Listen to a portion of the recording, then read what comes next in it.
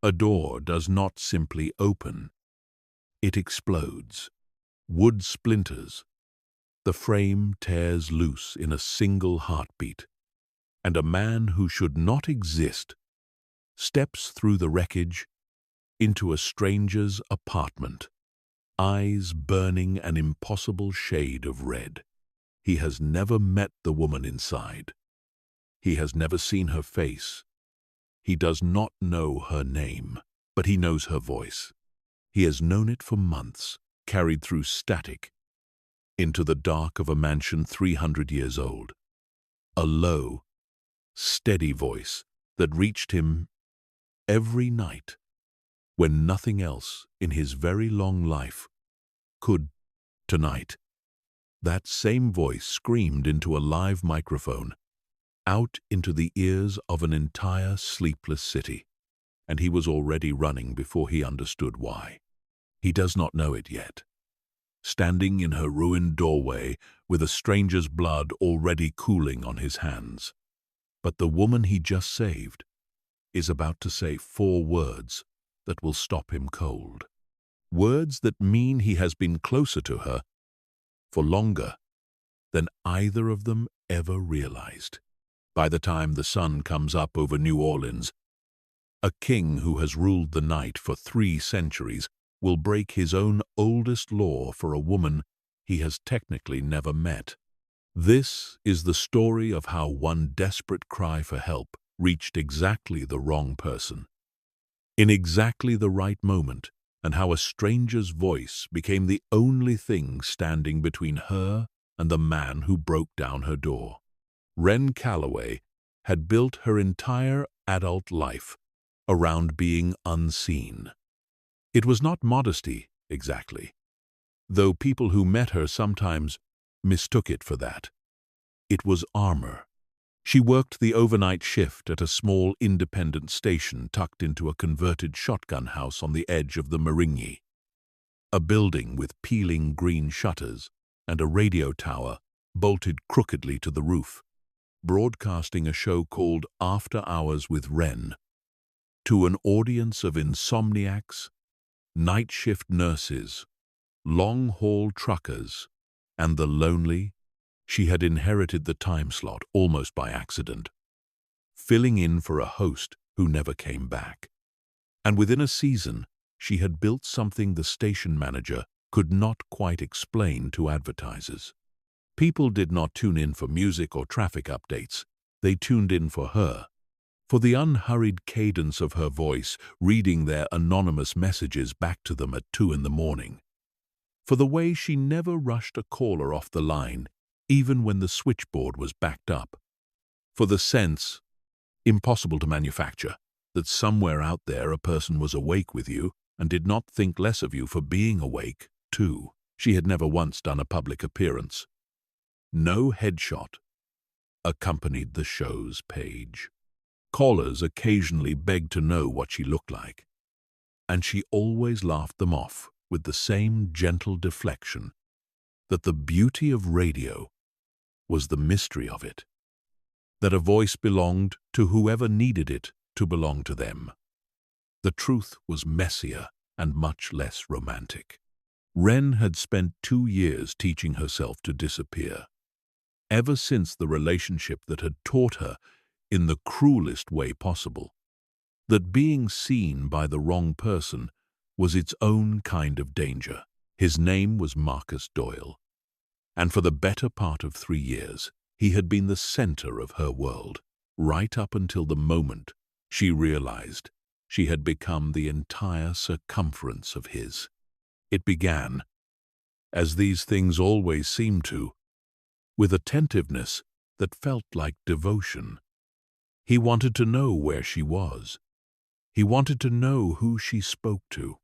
He wanted, eventually, to know everything, cataloging her friendships and her schedule and her passwords, with the meticulous, hungry precision of a man building a cage 1 bar at a time, and calling it love.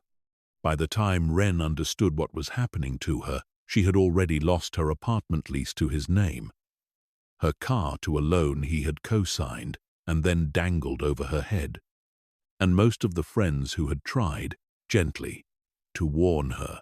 She left him on a Tuesday in late spring. In the unglamorous way most women leave men like Marcus Doyle, not with a dramatic confrontation but with a slow, terrified unraveling, packing one box at a time over the course of a month while he was at work. Moving in with a co-worker from her old job, changing her number, and finally landing in a small one-bedroom above a shuttered flower shop in the Marigny, close enough to walk to the station. Far enough. She had hoped that he would eventually get bored and move on to punishing someone else with his affection. He had not gotten bored. He had gotten quieter, which was worse. For the better part of a year, the harassment had been a slow drip rather than a flood. An unfamiliar car idling too long near her building, a bouquet of dead flowers left on her doorstep with no note, an email from an account she did not recognize that used a nickname only Marcus had ever called her. She reported what she could.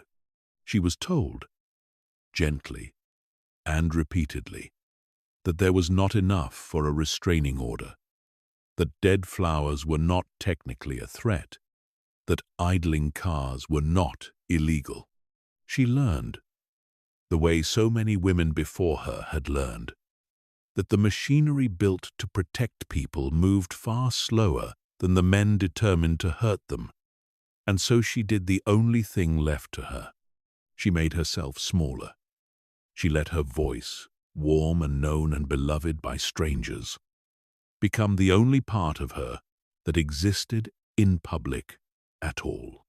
What she did not know, could not have known, was that her carefully cultivated anonymity had accidentally built her, the strangest kind of guardian angel, a man 3 centuries old who fell asleep most mornings with her voice still echoing in the dark behind his eyes. Sebastian Cain had ruled the Gulf Court for longer than the city of New Orleans had existed in its current form, a fact that amused him more than it burdened him most nights, and burdened him considerably on the rest. To the mortal world he was the reclusive proprietor of Cain Maritime Holdings, a shipping and logistics empire with old money roots and a habit of buying up crumbling Garden District mansions and restoring them with an obsessive, almost mournful attention to period detail. To the vampires who answered to him, the ancient bloodlines scattered from the bayous to the barrier islands, he was the sovereign, the last of a line stretching back to a French count who had crossed the ocean with the earliest settlers and never left, feeding first on the fevers of the swamp and later on the endless, restless appetite of a city built on top of its own dead. He had buried 3 wives. In the old sense of the word, mortal women he had loved across the centuries, before the cruelty of watching them age and die had finally taught him to stop trying. He had buried advisors, rivals, entire covens lost to plague and war and the slow attrition of eternity.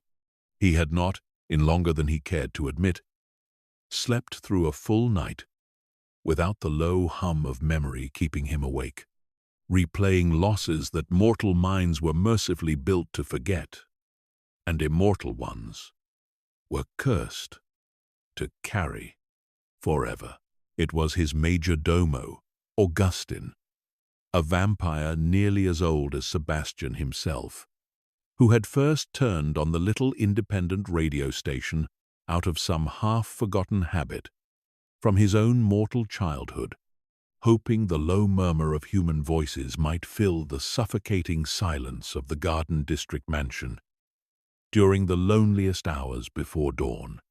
Sebastian had wandered into the study one night, intending to tell the old man to turn it off, and instead had stood frozen in the doorway, listening to a woman's voice read back a stranger's anonymous confession about missing his mother, and something in his chest, something he had genuinely believed dead, had ached. He told himself it meant nothing. He was a king who had heard every kind of grief there was to hear, who had comforted mortals and buried them and comforted their children in turn. A gentle voice on the radio was hardly a revelation, and yet he found himself, night after night, drawn back to the same crooked little frequency, sitting in the dark of his study, with a glass of something he never finished, listening to a stranger speak into a city of insomniacs, as though she was speaking directly to the oldest, loneliest man in it. He never learned her name from the broadcasts. She was simply Wren, a single syllable offered up at the top of every show and never elaborated on, and he found he did not want to know more than that, the way a man does not always want to look directly into a light that has already blinded him pleasantly. He built his nights around her show without ever quite admitting to himself that he was doing it. He would finish his correspondence, settle the endless small wars of coven politics, and then retreat to his study at the appointed hour, like a man attending to a ritual too sacred to name. His advisers noticed, of course. Augustin said nothing, which was its own kind of commentary, but Delphine Marchand, the ambitious young noble who had spent the better part of a decade angling to formalize an alliance between her family's coven and the Kane line, noticed with considerably less restraint. Delphine was old money in the way only the newly powerful can be. Her family having clawed their way into relevance during the chaos of Reconstruction by making themselves indispensable to Sebastian's court, laundering mortal money through a dozen shell corporations and providing the blood supply that kept the Gulf covens fed without drawing mortal attention. She was beautiful in the sharp, engineered way of someone who had spent 2 centuries perfecting herself for exactly one purpose. And she had made no secret, in the private councils of the court, that she considered herself the obvious answer to the question of Sebastian's empty throne beside him. "You are distracted lately, my lord," she said to him one evening, finding him in the study with the radio playing low, the volume turned down, but not off, as though he could not quite bring himself to silence it even in company. "There is a rumor among the younger nobles that you have taken an interest in some mortal curiosity.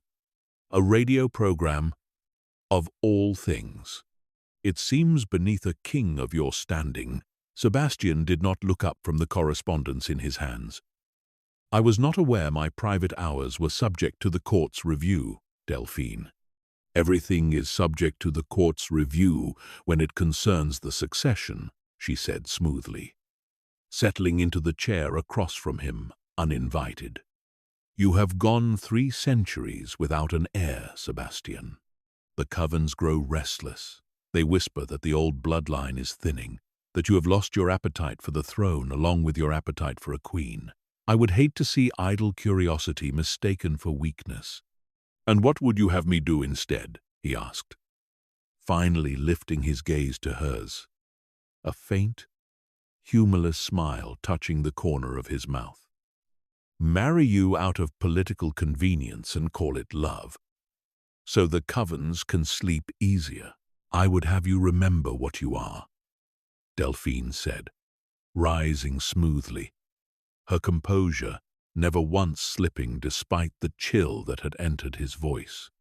"A king does not have the luxury of small, human comforts. Whatever this radio woman is to you, she is a distraction, and distractions have a way of becoming liabilities. I would hate for something so trivial to become a problem that requires my attention." Sebastian let the threat sit unanswered in the space between them, watching her leave with the particular stillness of a predator deciding whether a warning was worth the energy of enforcing. He told himself, once she was gone, that her words meant nothing, that Delphine's ambitions had made her paranoid, that a woman he had never met and would never meet posed no threat to anyone. He turned the radio volume back up anyway, and did not examine too closely why his hand shook slightly as he did it. The night everything changed began, as far as Wren was concerned, like any other. The rain had been coming down over the Marigny since sundown. The particular warm, insistent rain of a Louisiana spring that turned the gutters into small rivers and left the whole city smelling of wet stone and magnolia. She had done her broadcast from the station itself for the first 2 hours as usual, taking calls, reading messages, letting the low, unhurried rhythm of the show carry her through the early part of the night. It was only in the final stretch, the quiet hour reserved for longer, more intimate segments, that she retreated to the small home studio she had built into the second bedroom of her apartment. A folding table crowded with a microphone, a battered laptop, and a patchwork of foam soundproofing she had installed herself, allowing her to finish the broadcast from the relative safety of her own 4 walls, while the overnight engineer at the station monitored the feed remotely. It was a compromise she had made months earlier, a way of reclaiming some sliver of comfort in a life that had otherwise been reduced to careful, defensive smallness. She liked finishing the show from home, curled into the corner of her own space, speaking into the dark of her own apartment, instead of the sterile hum of the station's back room. She had told herself, more than once, that it was safe. Marcus did not know this address. She had been careful, so careful, changing her mail, avoiding the neighborhood entirely, on the days she suspected she was being followed, telling no one but her landlord and the utility company where she actually lived. She had been wrong about that for exactly 11 days, though she would not learn how wrong until it was almost too late. Marcus Doyle had found her apartment the way he found everything, through patience and a controlling man's particular talent for treating another person's life as a puzzle to be solved rather than a boundary to be respected. He had followed her home from the station on a night she thought she had been careful, staying 3 cars back through the narrow one-way streets of the Marigny, watching from the shadow of a shuttered daiquiri shop as she let herself into the building above the old flower shop. He had not approached her that night.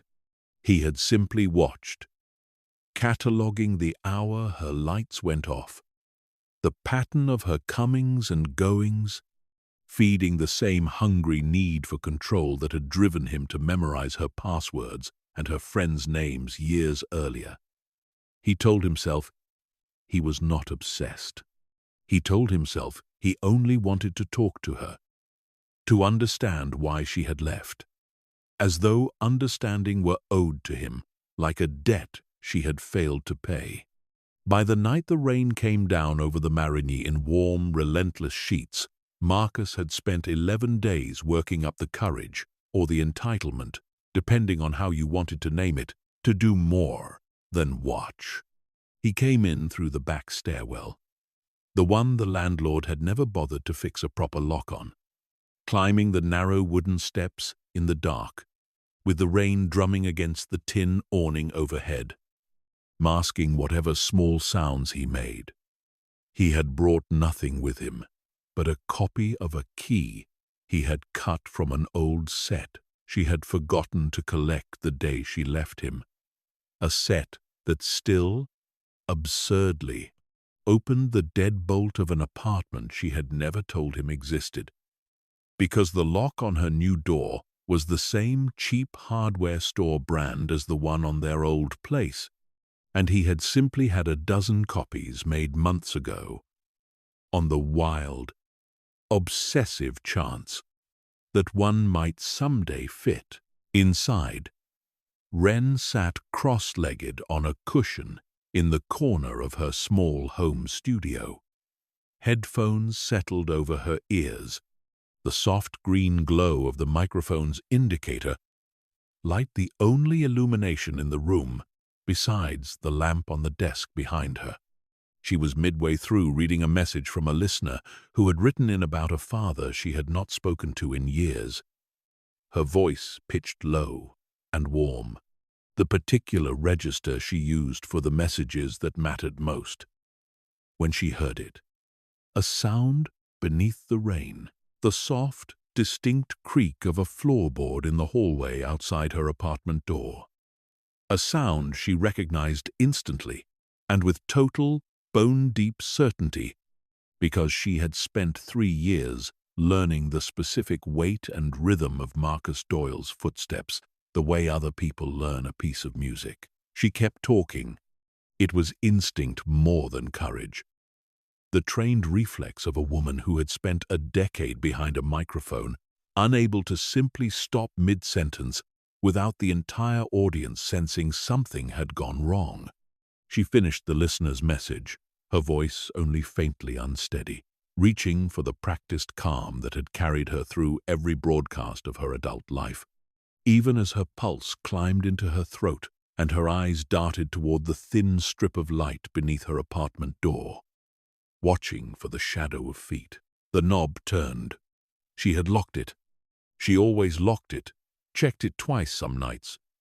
And still the knob turned in its housing with the smooth, unhurried ease of a key that fit exactly where it should not have fit, and the door swung inward into the dim hallway light. And Marcus Doyle stepped into her apartment, as though he had been invited. He looked different than she remembered. Thinner, his eyes rimmed with the particular hollow shadow of a man who had spent months feeding an obsession instead of himself. His jacket soaked through from standing outside in the rain for longer than he needed to, working himself up to this. He did not say anything at first.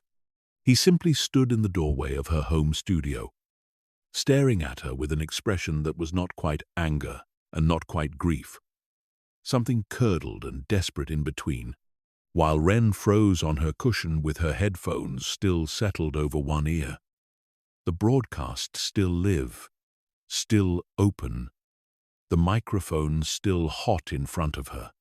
"You changed your number," he said finally, his voice quiet, in a way that frightened her far more than shouting would have. "You changed your address. You changed everything, Wren. And you didn't even give me the courtesy of an explanation. Do you have any idea what that does to a person? To just vanish like you were never real." "Marcus," she said, and her voice, to her own distant horror, was still being carried live across the airwaves of a city she loved, into the ears of truck drivers and nurses and lonely insomniacs who had no idea they were listening to the opening moments of the worst night of her life. "You need to leave. Please. I'll call someone. I don't want any trouble. I just need you to leave." He laughed, a short, ugly sound, with no humor in it at all. "Trouble," he repeated. "You think I'm the trouble? 3 years, Wren. 3 years I gave you, and you threw all of it away over nothing. Over some idea you got into your head that I was controlling. And now you're out here every night on the radio, playing this whole persona, this whole mystery woman thing, letting strangers fall in love with your voice while you won't even answer a text from the man who actually knows you." He took a step further into the room. Wren's hand moved, instinctively, toward the small mixing board on the desk, not to cut the feed. Not yet. Some desperate animal part of her brain understanding that the open microphone, the live broadcast, the thousands of strangers listening in the dark, might be the only witness she had, the only thread connecting her to the outside world, in a moment when the door and the hallway and the stairs down to the street had all just become a great deal farther away than they had been a minute earlier. "Please," she said again, and this time her voice cracked. The practiced calm of a decade behind a microphone, finally splintering under the weight of real fear. "Marcus, please, just go. I'm asking you to leave my home. Your home," he said, and something in his face shifted, curdled further, the desperate grief burning down into something colder and far more dangerous. "This isn't your home. Nothing about this life is really yours, Ren. It's just a story you built to hide from me. And I am so tired of being hidden from." He crossed the last few feet of distance between them faster than she expected, faster than her body had time to process, and his hand closed around her wrist, where it still rested near the mixing board, wrenching her up off the cushion with a rough, jerking motion that sent the headphones clattering to the floor, one small speaker still crackling faintly with the tinny echo of her own recorded voice. Ren cried out, a short, sharp sound of pain and fear that the still-hot microphone caught and carried out across the airwaves, whole and unfiltered, into kitchens and truck cabs and hospital break rooms across the city, into the dark study of a Garden District mansion where a king who had not needed anyone in 3 centuries sat bolt upright in his chair as though he had been struck. Sebastian had been listening, as he always listened, with the particular unguarded stillness of a man who allowed himself, for 1 hour each night, to simply feel something, without the armor of 300 years of grief weighing it down. He had heard the tremor enter her voice as she read the listener's message about the estranged father, had noted it with mild, idle curiosity, wondering distantly if something in her own life had put that particular ache into her tone tonight. And then he had heard the floorboard creak. Faint, but unmistakable, even through the tinny compression of the radio signal, and every ancient predatory instinct in his body had gone taut and silent and utterly focused, the way a wolf goes still at the first snap of a twig in the dark. He had heard the man's voice before Ren spoke his name, had heard the low, controlled menace beneath the words, the particular cadence of a man who had spent years perfecting the art of making cruelty sound like reason. And then he had heard her cry out, that short, sharp, unmistakable sound of a woman in pain, and something in Sebastian Kane that had lain dormant since the death of his last mortal wife roared awake all at once, a fury so absolute and so immediate that the glass in his hand shattered without his ever consciously deciding to grip it harder. He did not know her address. He did not know her last name.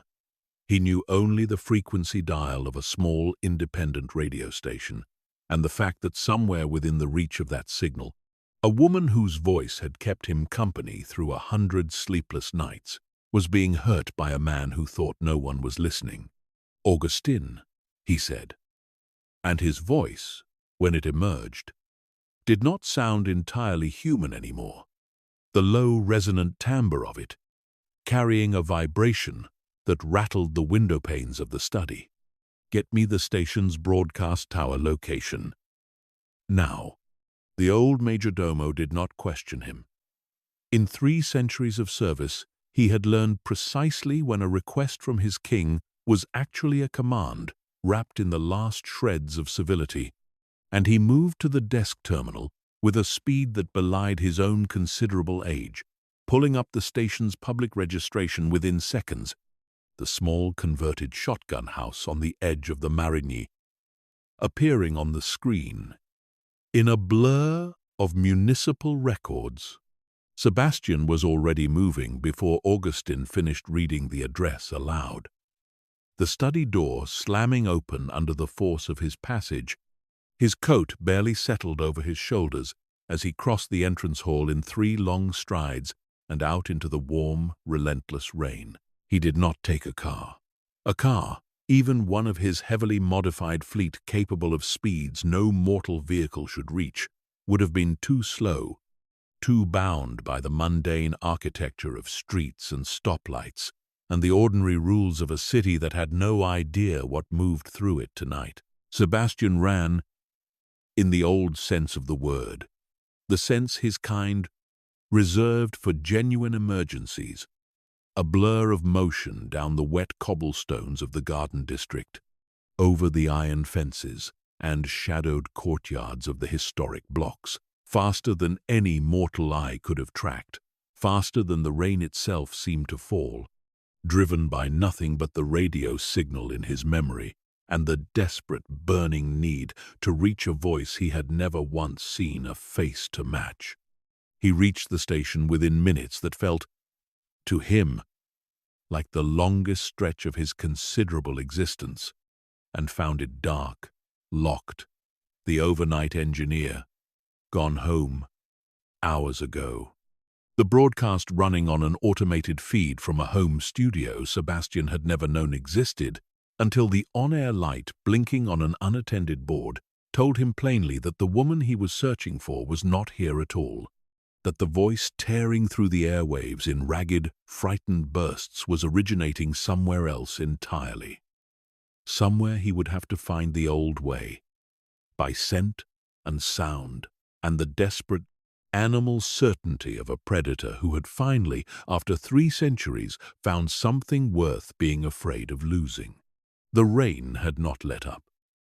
If anything, it had grown heavier, sheeting down over the narrow streets of the Marigny in warm silver curtains that blurred the streetlights into smeared halos, and Sebastian stood in the middle of the empty road outside the darkened station with his coat plastered to his shoulders, closing his eyes, forcing the frantic hammering of his own fury into something quieter, something that could actually listen. He reached out with senses honed over 3 centuries of survival, past the mundane noise of rain on rooftops and distant traffic on the avenue, searching for the particular resonance of a voice he had memorized without ever meaning to. A voice now raw with fear, somewhere within these few square blocks of shotgun houses and shuttered storefronts. He found it in the sound of her breathing before he found it in the sound of her words. A ragged, panicked rhythm carried faintly on the wet air from a building 2 streets over, a converted flower shop with dark windows on the ground floor and a single light burning behind the curtains of the apartment above. He did not remember crossing the distance between the station and that doorway. He remembered only the door itself, an old, flimsy thing that had never been built to withstand the strength of anything but wind and time, and the way it gave beneath his hand, like paper, the frame splintering inward with a crack that echoed off the wet brick of the narrow street. Inside, the small apartment had become a battlefield of ordinary furniture. Marcus still had Wren's wrist locked in his grip, dragging her away from the ruined home studio and toward the narrow hallway, some half-formed instinct in him reaching for the front door as though he intended to take her somewhere else entirely. As though this had stopped, in his own mind, being about talking and become, instead, about possession, about proving that she still, in some fundamental way, belonged to him. Wren was fighting him with everything her smaller frame could manage, clawing at his fingers, twisting her body against the vice of his hold. Her voice raw from screaming his name into a room that had, until moments ago, held nothing but static and rain. The door did not simply open when Sebastian arrived. It detonated inward, the old wood shattering into splinters that sprayed across the hallway floor, the frame itself tearing free of the wall in a shower of plaster dust. And for one suspended, silent instant, both Wren and Marcus turned toward the ruined doorway, to see a shape standing in it that did not belong to the ordinary world at all. He was tall, dressed in a dark coat, soaked through with rain, his hair plastered black against a face carved from something colder and more permanent than mortal flesh. And his eyes, when he lifted them from the scene before him, burned with a low, terrible crimson light that had nothing to do with anger in the human sense, and everything to do with 300 years of restrained violence finally given permission to surface. The temperature in the narrow hallway dropped so fast and so completely that Wren's breath fogged in front of her lips, and somewhere beneath the roar of her own fear, she registered, with the strange, detached clarity that sometimes accompanies true terror, that whatever had just torn her front door off its hinges was not a person in any sense she had ever understood the word. Marcus's grip on her wrist loosened out of pure, startled instinct, and in that half-second of distraction, Wren wrenched herself free, stumbling backward against the wall of the hallway, putting whatever distance she could between herself and both the man she had once loved and the impossible, glowing-eyed stranger now filling her doorway. "Who the hell are you?" Marcus said, his voice climbing toward the particular high, brittle register of a man realizing, too late, that he had wandered into a situation his self-image had no framework for. "This is a private matter. You need to get out of here. I don't know how you got in." But he did not finish the sentence. Sebastian crossed the small apartment in a single motion, too fast for either mortal in the room to properly witness. A blur that displaced the air with an audible concussion, and then his hand was closed around Marcus Doyle's throat, lifting the smaller man off his feet with an ease that made a mockery of every hour Marcus had ever spent in a gym, convincing himself he was strong. Marcus's fingers scrabbled uselessly at the cold, unyielding grip crushing his windpipe, his legs kicking at empty air, his eyes bulging with a terror that was, Sebastian noted, with a distant, icy satisfaction, considerably more honest than anything the man had offered Wren in the preceding minutes. "You put your hands on her," Sebastian said, and his voice had dropped into a register that seemed to come from somewhere far beneath the floor of the apartment. A low, resonant vibration that rattled the remaining unbroken glass in the windows. "You forced your way into her home. You made her scream."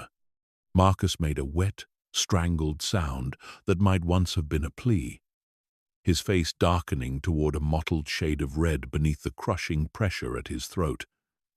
And for one terrible moment, Wren, pressed flat against the hallway wall with her heart slamming against her ribs, understood with total clarity that the stranger in her doorway intended to kill him right here, in the wreckage of her own apartment, and that some part of her, some small, exhausted, terrified part that had spent a year flinching at idling cars and dead flowers on her doorstep, did not entirely want to stop it.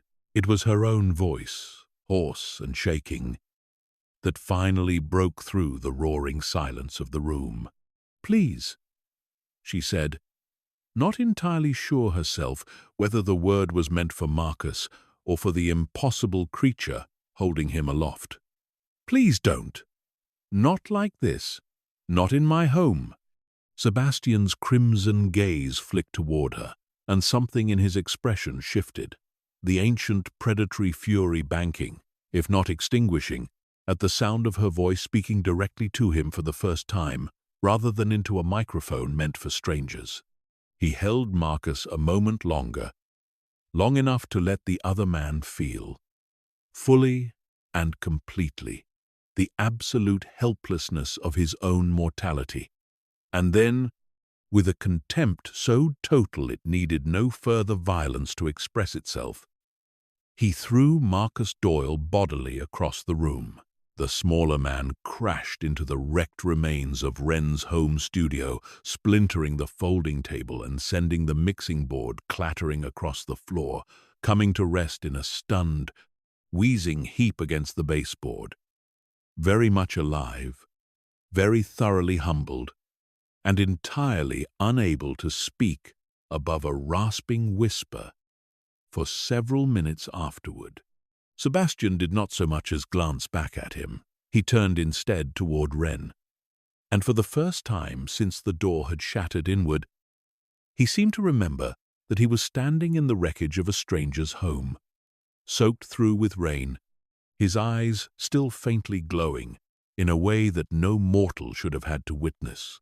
He raised both hands, slowly, deliberately, the universal, ancient gesture of a creature attempting to prove it did not intend harm, and took one careful step toward her, then stopped, giving her the space to retreat if retreat was what she needed. "I am not going to hurt you," he said, and his voice, stripped now of the terrible resonance it had carried moments earlier, had gentled into something low and careful, a voice pitched the way a person speaks to a wounded animal they desperately want to trust them. "You are safe. He will not touch you again. I promise you that." Wren stared at him, her back still pressed to the wall, her chest heaving, rain and plaster dust, and the wreckage of her carefully built anonymous life scattered around her feet. And for one long, suspended moment, she simply could not make her mind reconcile the impossible violence she had just witnessed with the quiet, almost tender note in the voice now speaking to her. It was, she thought distantly, a very good voice, a voice that belonged, somehow, to someone kind, buried beneath whatever monstrous thing had just torn her door from its frame, and the strange, dislocated familiarity of that warmth needled at the edge of her fear in a way she did not yet have the presence of mind to name. "Who are you?" she managed. Finally, her own voice, a thin, cracked echo of the calm, practiced instrument she used every night to soothe an entire city of strangers. "What are you?" Sebastian hesitated, and in the small, charged silence that followed, something passed over his face that Wren, even in her shock, could not help but notice, a flicker of recognition so sudden and so total that it looked, for an instant, almost like pain.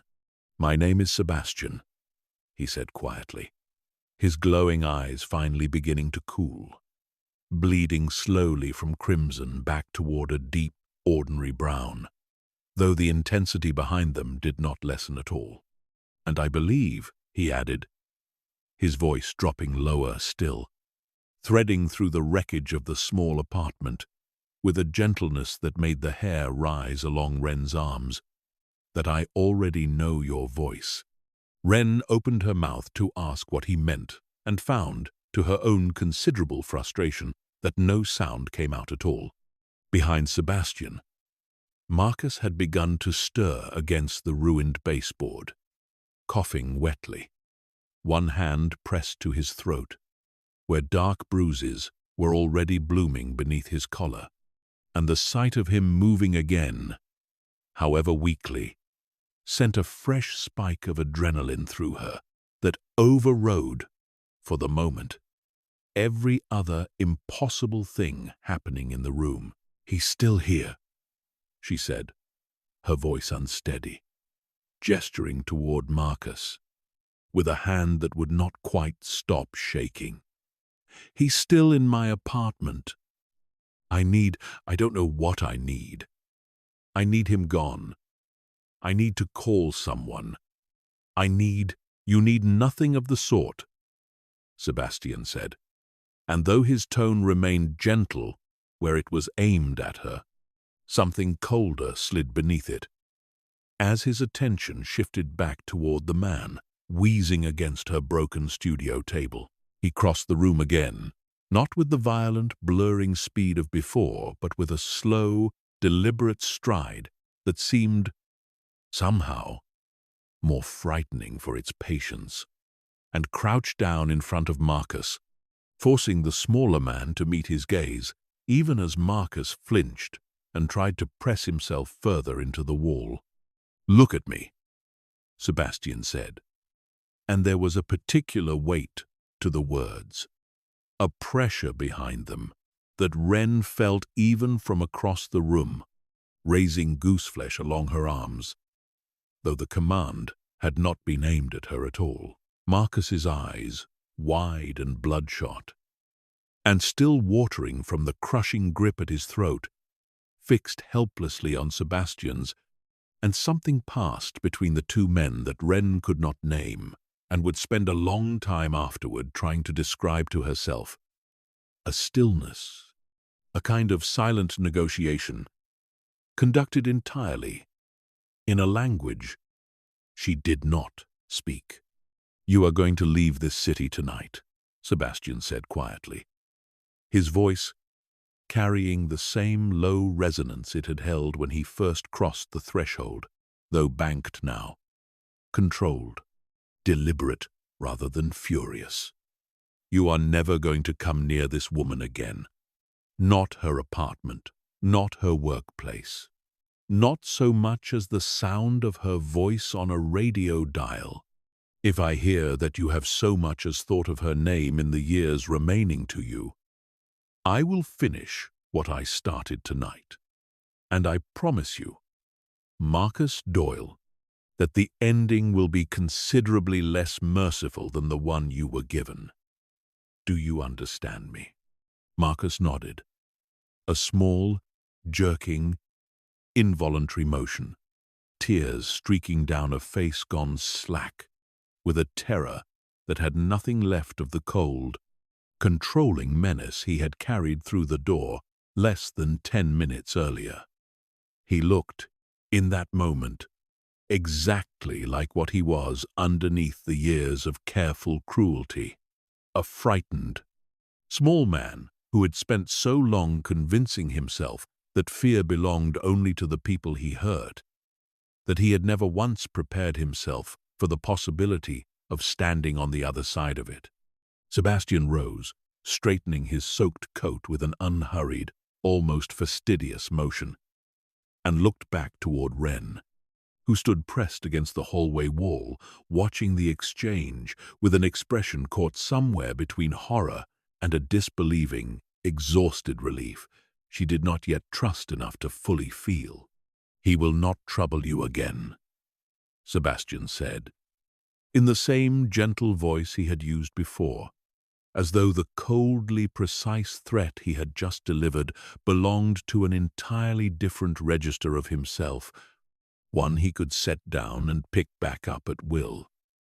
"You have my word on that, and I do not give my word lightly."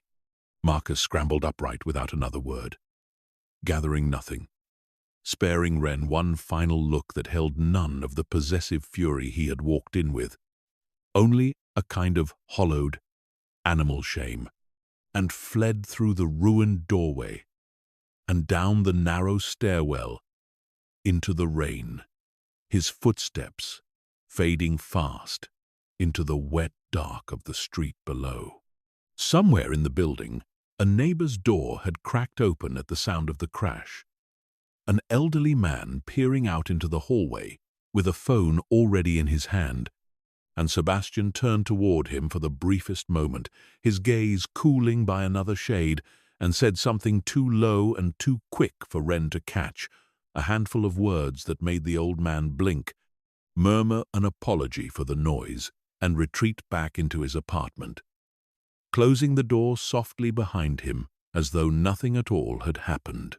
"That was," Wren said slowly, watching the neighbor's door swing shut, "some kind of, I don't even know what to call it. You did something to him.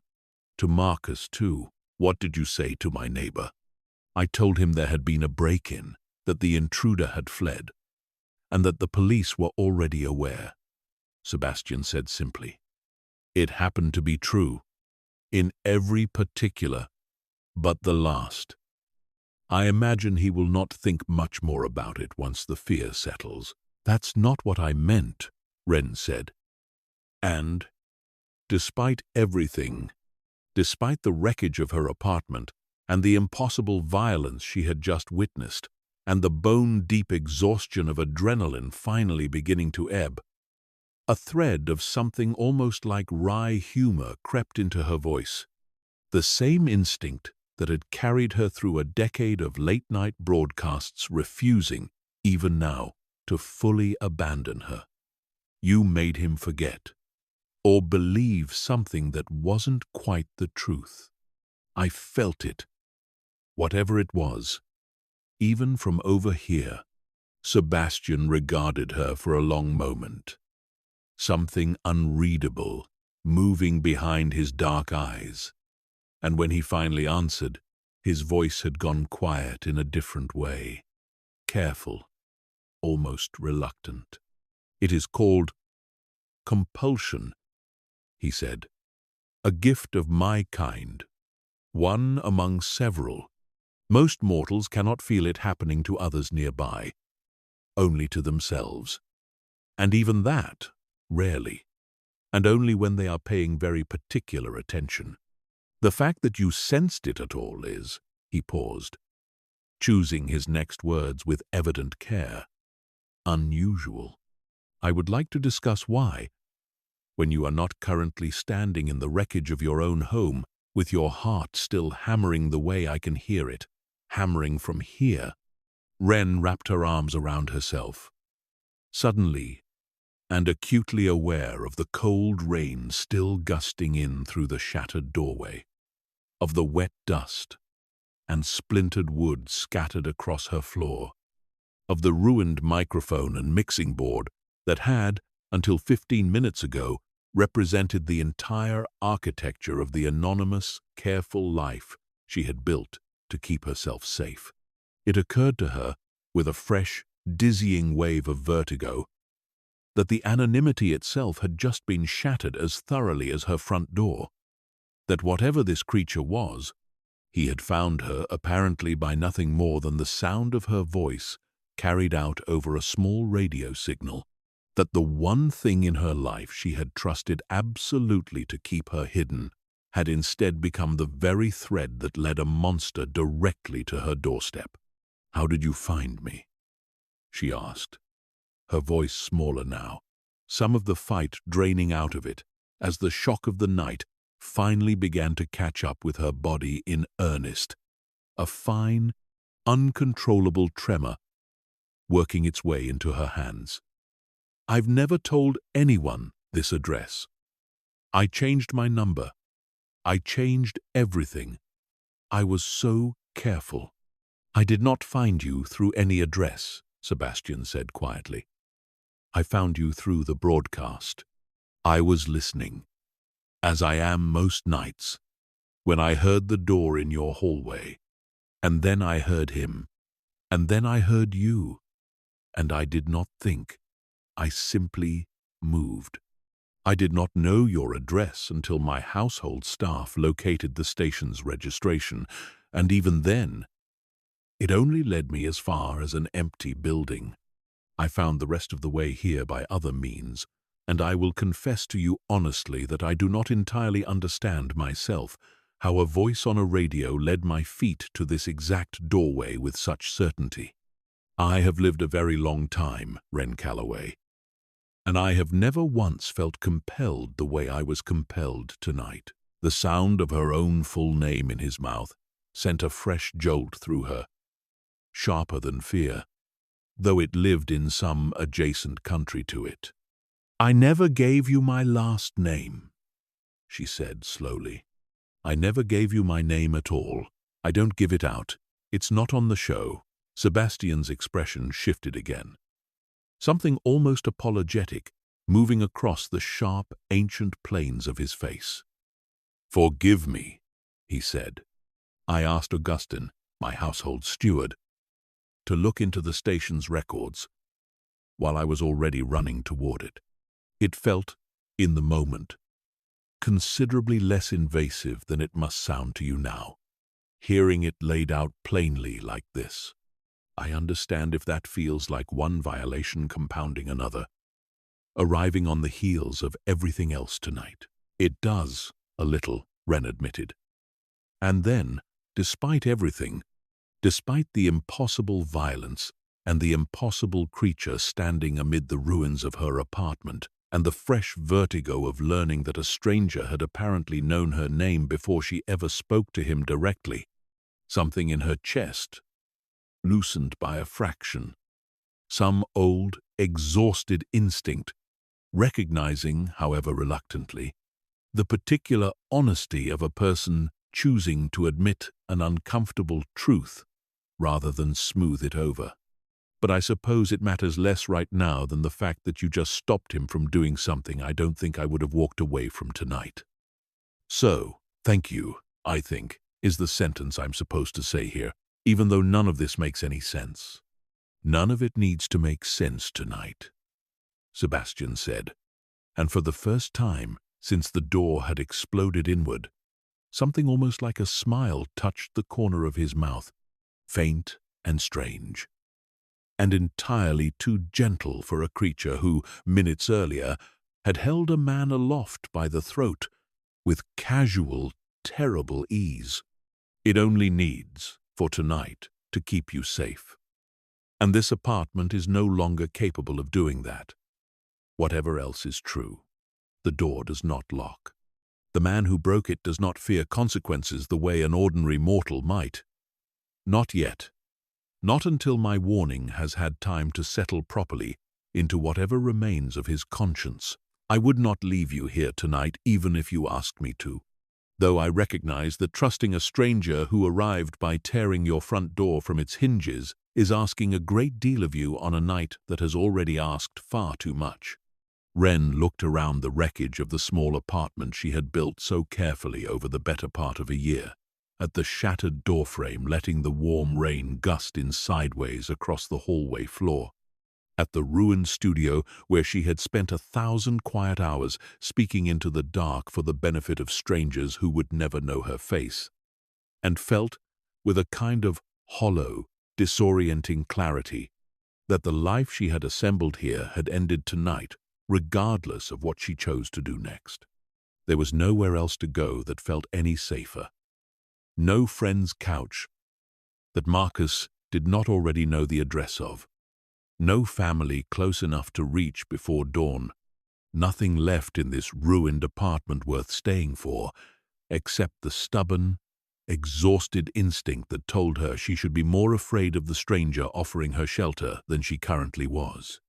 And yet, when she looked up at him again, at the dark, ancient eyes that had cooled entirely now to a deep, ordinary brown, at the quiet, careful patience with which he waited for her answer, without once trying to close the distance between them uninvited, she found that the fear she expected to feel simply was not there in the measure she thought it should be. There was something else instead, something unfamiliar and faintly dizzying, an echo of the same strange, wordless comfort she had always imagined, absurdly, must live on the other side of every anonymous late-night message she had ever read aloud to a stranger. The sense of being heard by someone who was not there to take anything from her. "Why do you listen?" she asked, instead of answering him directly, wrapping her arms tighter around herself against the rain gusting through the ruined door. "To the show. You said you listen most nights. Why?" Sebastian was quiet for a long moment, and when he answered, his voice had dropped into something rawer than the careful, measured tone he had used for everything else that night. Something that sounded, for the first time, less like a king and more simply like a very old, very tired man, finally admitting a truth he had been circling for months. Because you are the only voice I have heard in 3 centuries that never once asked me for anything, he said quietly. You do not know I exist. You have never performed for me, never flattered me, never calculated what my attention might be worth to you. Because you had no idea I was listening at all. There is a particular kind of peace in that. For a man who has spent most of his very long life surrounded by people who want something from him. I did not intend to feel anything at all when I turned on that radio the first night. I have felt something every night since.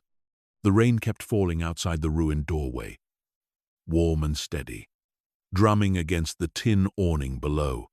And somewhere beneath the roar of everything, Ren still did not understand about the night. A small, quiet certainty settled into place, unbidden and unwelcome, and entirely undeniable.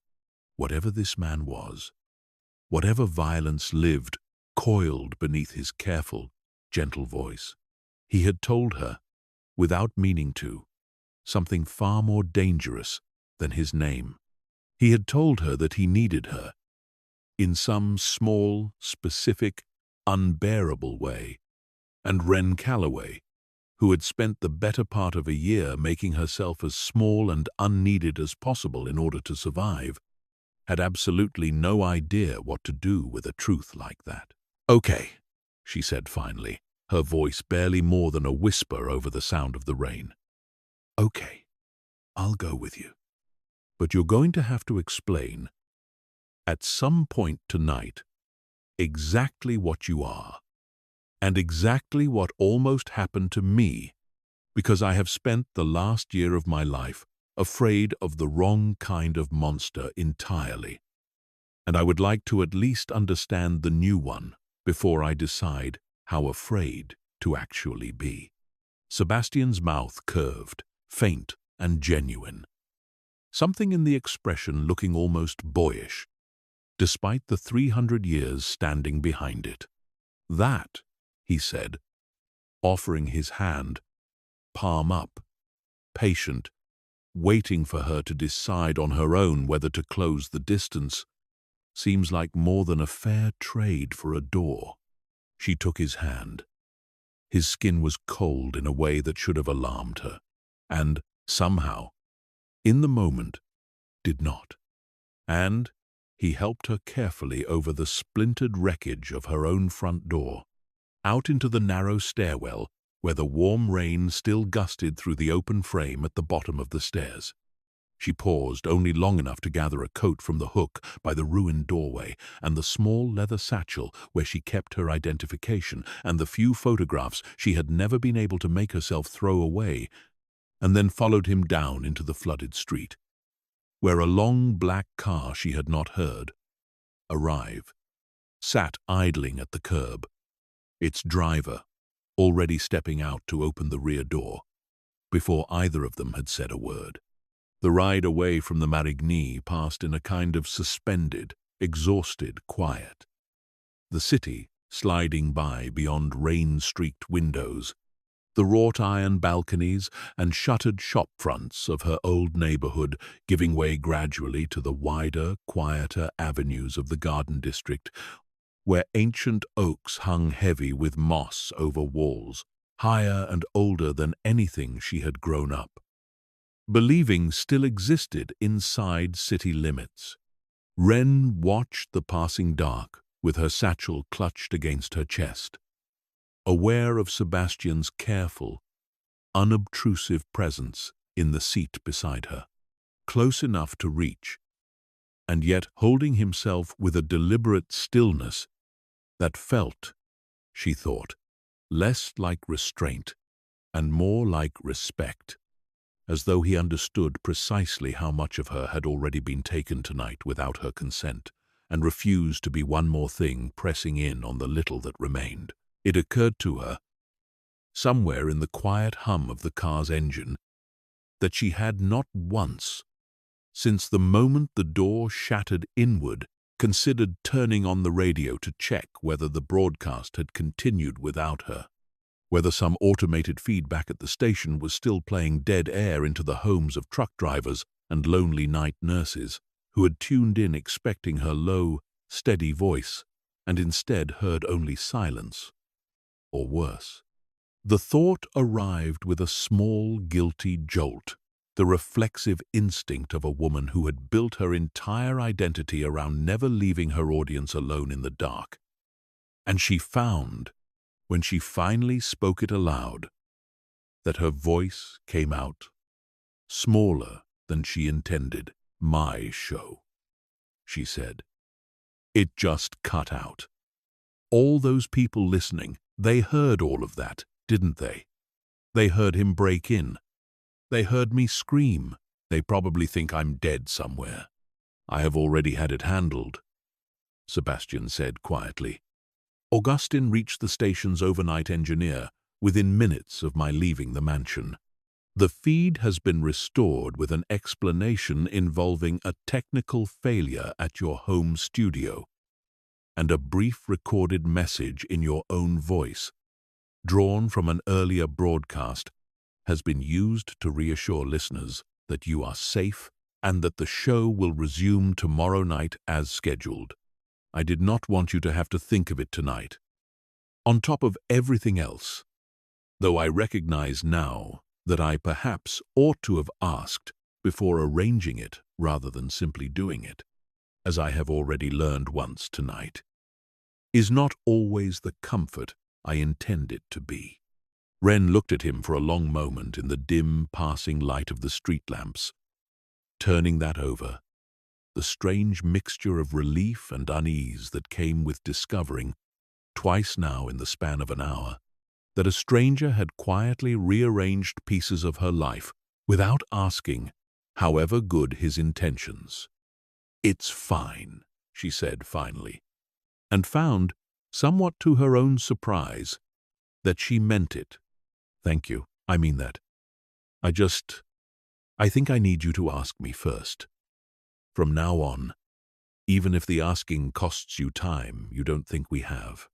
"I will," he said, and something in his voice, in the immediate, unhesitating weight of the promise, told her he meant that too.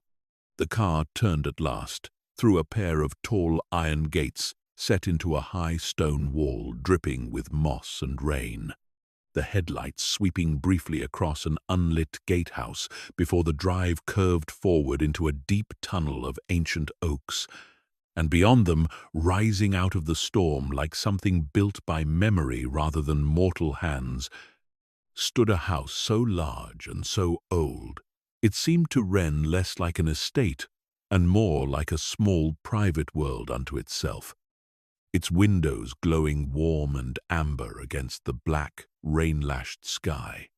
Somewhere behind one of those high, curtained windows, though Ren had no way of knowing it yet, a pale, sharp-eyed woman named Delphine Marchand stood watching the car's slow progress up the long drive with an expression of cold, calculating fury, already reaching for her phone to summon the rest of the court before the mortal woman on Sebastian Kane's arm had so much as set foot across his threshold. Ren did not see the woman watching from the upstairs window as the car came to a stop beneath the deep stone portico of the mansion, though she felt, in the strange, unnamed way a person sometimes senses weather changing before the first cloud appears, that the house was not entirely as still and welcoming as its warm, glowing windows suggested. Sebastian came around to open her door himself before the driver could reach it, offering his hand again with the same patient, unhurried courtesy he had shown her in the wreckage of her own apartment. And Ren took it, stepping out into air that smelled of wet stone and jasmine and something older beneath both, a mineral, ancient smell she could not name and did not entirely want to. The entrance hall alone was larger than her entire apartment building, a soaring space of dark wood and warm lamplight, hung with portraits whose subjects seemed, on second glance, to have been painted across several different centuries of fashion while wearing precisely the same unaging faces. Wren noticed it the way she noticed most things that frightened her, by cataloguing the details calmly rather than allowing herself to feel the full weight of them all at once. And Sebastian, watching her study the portraits with a carefully schooled composure, seemed to understand exactly what she was doing, because he did not rush her, did not fill the silence with reassurance she had not asked for, only waited, steady and patient, while she took the measure of the strange, new world she had just been carried into. "You will want dry clothes and something warm," he said finally, his voice quiet in the vast hall.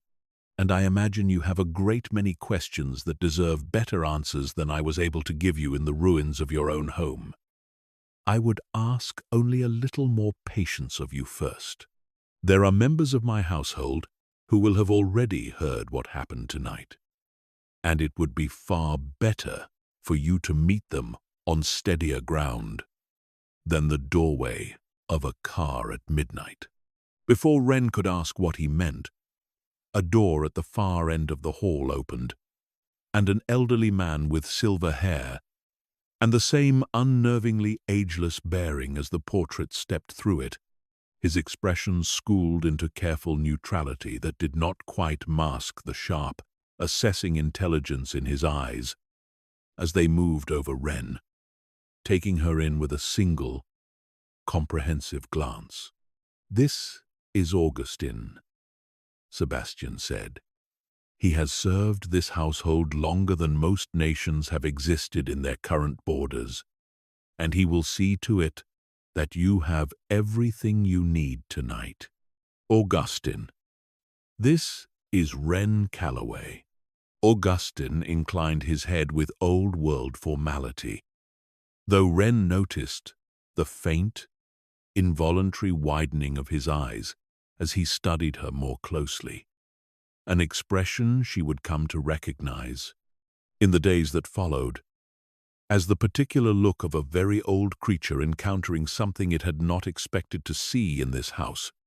Not tonight, not perhaps ever. "Miss Calloway," he said, his voice carrying the faint, sanded edges of an accent Wren could not place, some blend of old France and older still. "It is, if I may say so, a genuine pleasure to finally meet the woman my lord has been so quietly devoted to these past months, though I confess I did not imagine the introduction would arrive under circumstances quite so dramatic." "Augustin," Sebastian said, a note of warning in his voice that did nothing to hide the faint color that might, in a mortal man, have been called embarrassment. "I am merely observing, my lord," Augustin said mildly, already turning to lead the way deeper into the house, "that you have spent a great many nights sitting in that study with the radio playing rather louder than strictly necessary for a man with your hearing. And I am relieved, genuinely relieved, to see the source of that particular devotion standing here in the flesh.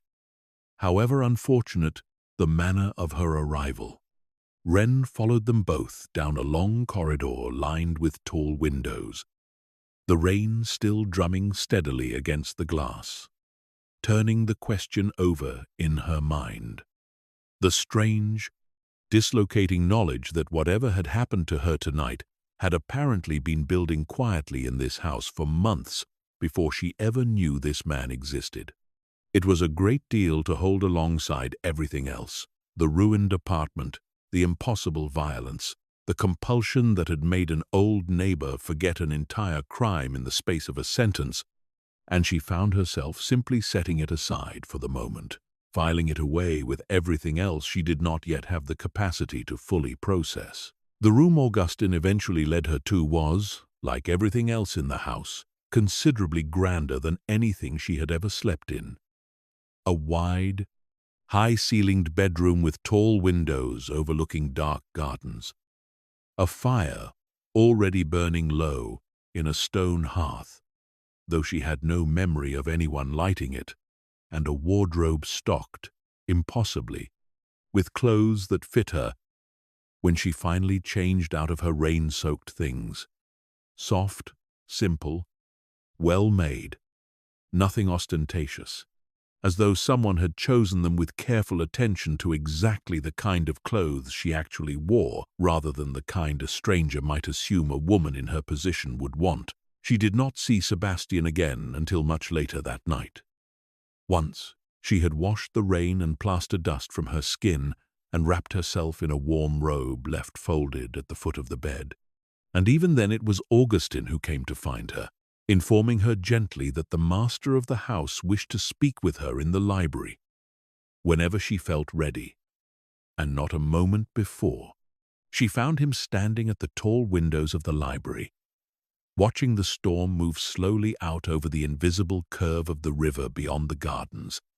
And for a moment, before he turned and noticed her in the doorway, Wren allowed herself simply to look at him without the fog of adrenaline and fear clouding every impression, at the tired, ancient set of his shoulders beneath an unbuttoned shirt, at the particular stillness of a man who had spent centuries learning to hold himself apart from the world and did not entirely know any more how to stop.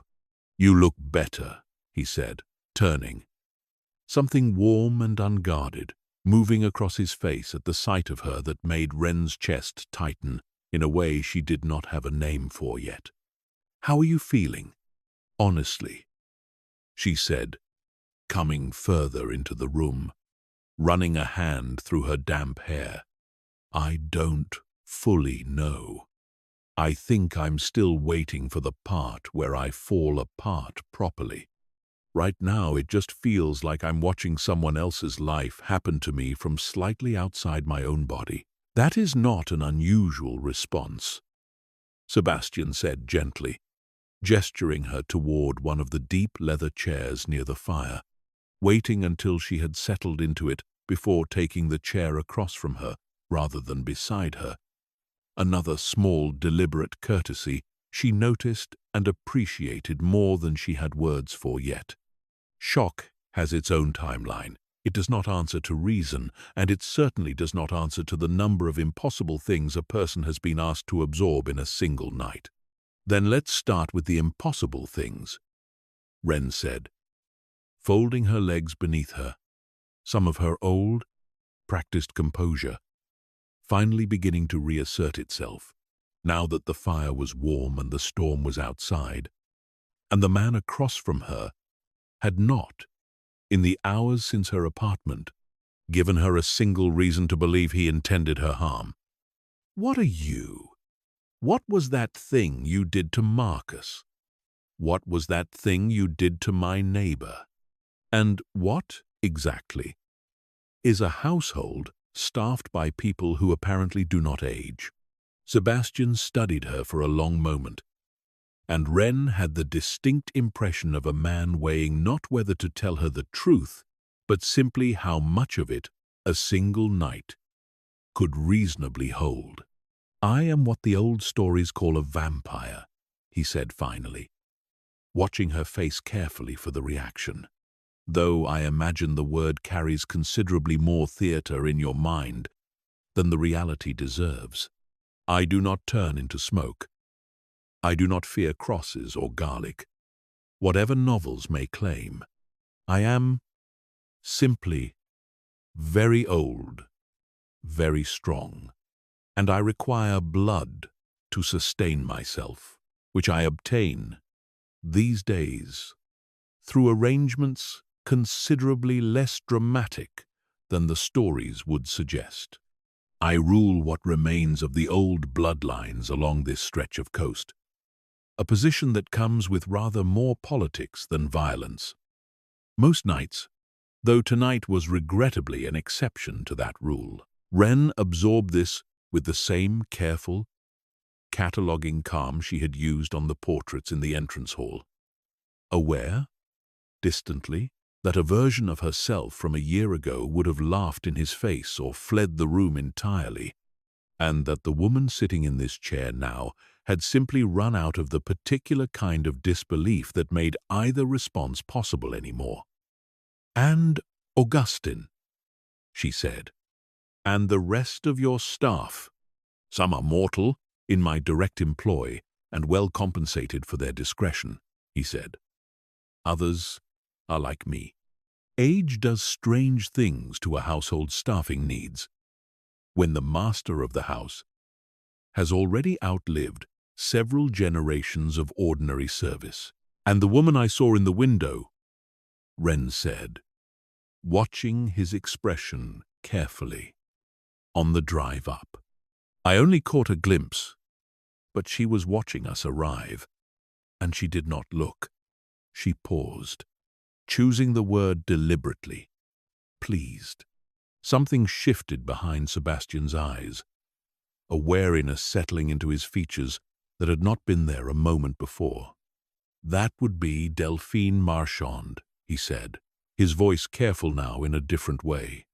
"She is a noble of considerable standing within my court, and she has spent some years hoping to formalize an alliance between her family's bloodline and mine through marriage. She does not know you yet, Wren, and I would ask you, gently, not to mistake her displeasure tonight for anything you personally have done. It is a political displeasure, not a personal one, though I recognize that distinction may offer you very little comfort given everything else you are already carrying." "That's not exactly reassuring," Wren said, a thread of dry humor creeping back into her voice. Despite everything, the old, familiar instinct to diffuse tension with wit, refusing to stay buried even here, even now. "You're telling me I've been dropped into the middle of vampire court politics on the same night my ex broke into my apartment. I think I'd like, if it's not too much trouble, for exactly one thing in my life, to be simple again before morning." Sebastian's mouth curved, faint and genuine, and for a moment the ancient weight in his shoulders seemed to ease by some small fraction. "I cannot promise you simple," he said. "I have not known simple in longer than I can properly remember. But I can promise you this house will not let anything reach you again the way that man reached you tonight. And I can promise you that whatever politics Delphine wishes to make of your presence here, she will find that I am considerably less interested in her opinion than she has apparently convinced herself I ought to be." They spoke for a long while after that, longer than either of them seemed to notice the hour passing, Wren asking the practical, careful questions of a woman rebuilding her understanding of the world from the ground up: what he ate, whether sunlight truly harmed him, how long he had lived. What had happened to the wives and companions' history must surely have given him across 3 centuries, and Sebastian answering each one with a patience that surprised her, offering fragments of his long, strange life. The way a man offers pieces of a story he has never had anyone worth telling it to before. By the time the fire had burned low, and the storm outside had finally softened into a steady, gentler rain, something had shifted quietly between them, not yet named, not yet acknowledged aloud, but present all the same. The particular, fragile intimacy of 2 people who had each spent a great deal of time being profoundly alone and had just discovered, entirely by accident, that they might not have to be. At some point in the slow, unwinding hours of that long conversation, Wren had asked him, carefully, what his life had been before all of this, before the throne and the covens and the centuries of careful, guarded solitude.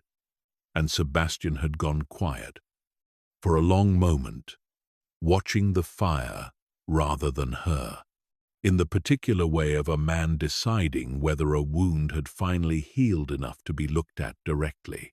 "I was a younger son of a minor merchant family," he said finally, "in a port town that no longer exists under the name I knew it by.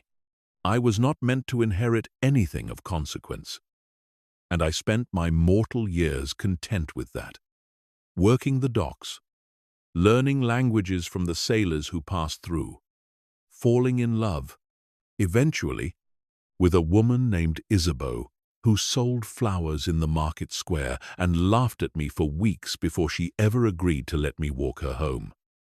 I did not become what I am by choice, Ren. I was turned during a plague year by a creature who saw in a dying, fevered young man a convenient vessel for whatever cruelty he wished to inflict on the town that had, in his mind, wronged him. I did not ask for eternity. I was given it the way one is given a wound, and I spent the first century of my new existence simply trying to survive the grief of watching everyone I had ever loved grow old and die, while I remained exactly as I had been the night I was taken. "What happened to her?" Ren asked quietly. "Isabeau. She lived a long, full life," Sebastian said, a faint, sad warmth touching his voice.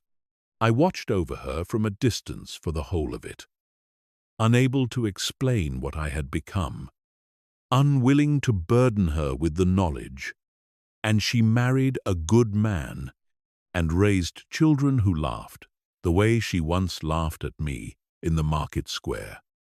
And she died, eventually an old woman surrounded by a family she loved, which is more than most mortals are given, and considerably more mercy than the creature who made me ever intended to leave behind in his wake. I have carried her memory a very long time. I do not tell you this to frighten you with the scale of my grief, only so that you understand. When I say that your voice reached something in me I believed permanently buried, that I am not speaking lightly or out of the boredom of a man with too many centuries and too little to fill them." Ren was quiet for a long moment, turning the story over carefully, feeling the particular ache of it settle into her chest alongside everything else the night had already asked her to carry.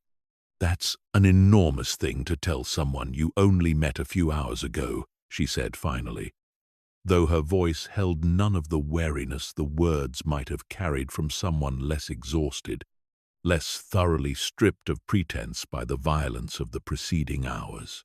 "It is," Sebastian agreed. "I am aware of that. I have found, however, that a night like the one we have both just survived has a particular way of making pretense feel considerably less worth the effort it usually demands." She found, sitting across from him in the low firelight with the storm finally softening outside, that she believed him entirely, and that belief, more than the impossible violence she had witnessed, or the ancient house rising around her, or even the strange, dislocating comfort of finally understanding why a stranger's voice had felt so familiar the moment he spoke to her directly, was the thing that frightened her most. She had spent a year building careful, deliberate distance between herself and anyone who might ask something of her. And here, in the space of a single terrible night, a 300-year-old king had asked for nothing at all and been given, without her quite noticing the moment it happened, considerably more of her trust than she had offered anyone since long before Marcus Doyle ever taught her what it cost to give trust carelessly. "Can I ask you something else?" she said, and when he nodded, she continued, quieter now. "Were you afraid tonight when you heard what was happening to me? I ask because you didn't look afraid. when you came through that door. You looked like something out of a nightmare, honestly, but not a frightened one. Sebastian considered the question with evident care before answering. I have not felt fear, in the way mortals mean the word, in longer than I can remember, he said. Age strips a great deal of that away, the ordinary terror of consequence. When consequence itself has stopped applying to you the way it applies to shorter lives. But I will tell you honestly, Ren, that somewhere in the running, somewhere between the station and your door, I felt something considerably closer to fear than I have felt in a very long time.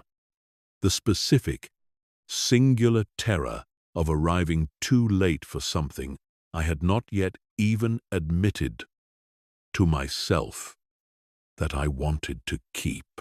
The admission sat between them in the firelight, unadorned and entirely without performance. And Ren felt something in her own chest answer it, quiet and reluctant and entirely undeniable, the first fragile thread of something she was not yet ready to name, pulling taut between two people who had each spent a very long time, convinced that wanting anything at all was simply another way of guaranteeing its loss. It was well past that hour when Augustin appeared again in the library doorway. His expression schooled into its careful neutrality, though something in the set of his shoulders told Sebastian immediately that whatever news he carried was not good. "My lord," Augustin said, "forgive the intrusion. Delphine has called an emergency session of the court for tomorrow evening. She is invoking the old custom of formal inquiry into any mortal brought within these walls without prior council approval. She has already sent word to the other noble houses." Sebastian's expression went very still.